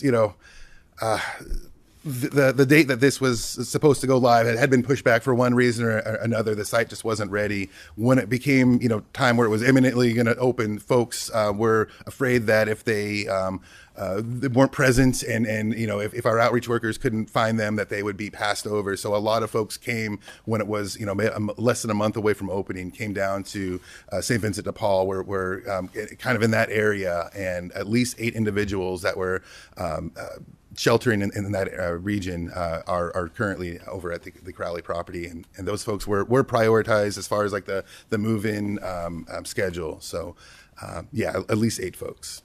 Well, I just want to share my huge appreciation to you and everybody that made this happen. Finally, what a gift to our community. Are there any further questions? Councilmember Moulton and then Castellano. Thank you, and I just want to say thank you. Thank you for everything you've done, everything that's been done to make this happen. My very first meeting, or the last meeting before I was sworn in, was the one where they got the zoning figured out so they could actually do this 4.5 years ago.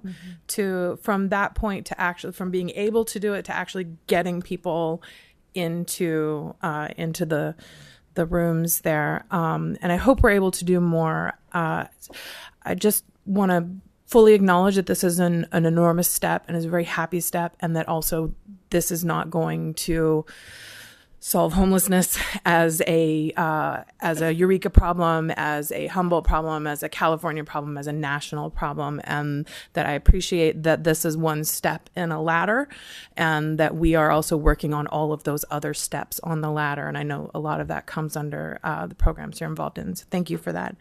My question actually was just, do you have a waiting list for these spaces already? Yes. Our outreach workers are constantly out in the community, and they do have a wait list. I don't know. It might be in the 30s. There's quite a few folks that are still out.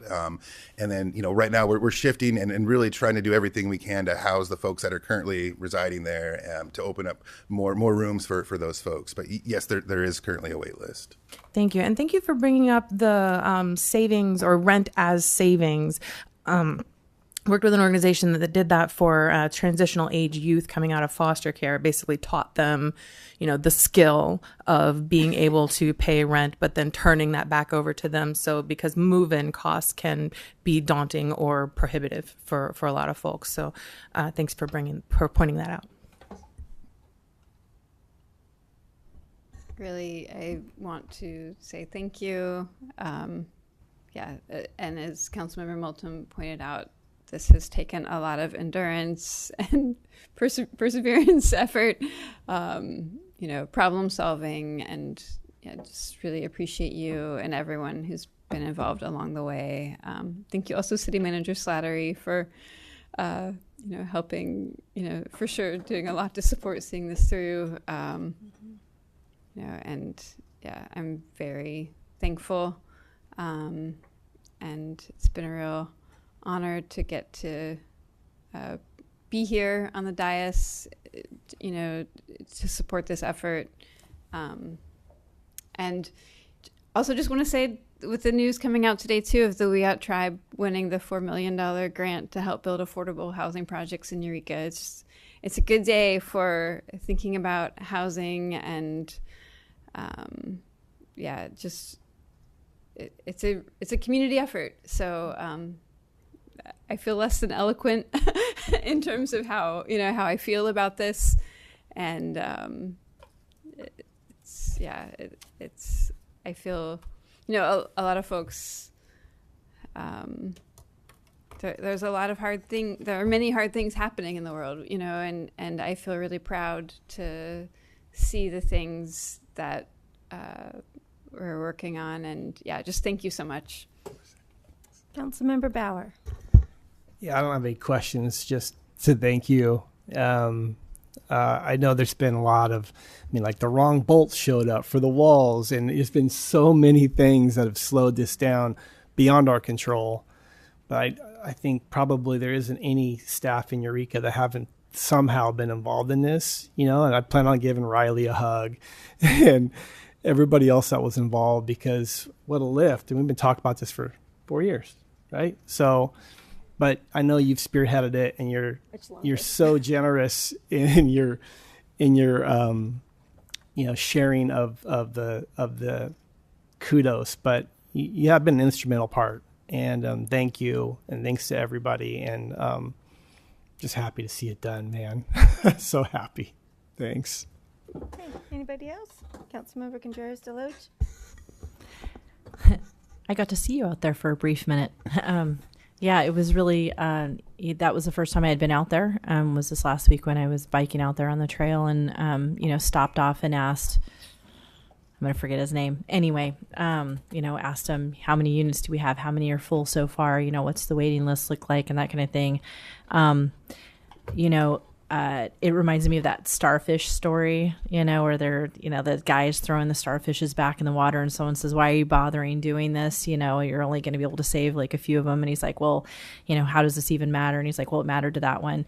I know we still have a lot of people that we need to help, but it matters to them. Like, we're getting to see the pictures. Thanks for bringing these pictures. It's cute to, see them, to get to see their happy animals and stuff like that too. And I know it's a slog. Everything in the government is a slog and takes forever, and every imaginable thing that can go wrong does. It seems like it's Murphy's Law always.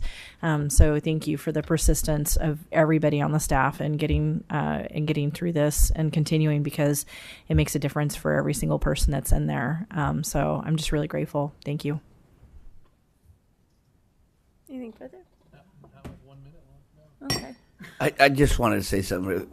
It was an inordinate amount of time in doing this, but we learned a lot from that and have a very good idea. And a vast majority of that was due to logistical problems that were beyond our control. We had an electrical problem that was probably about 1.5 years delay.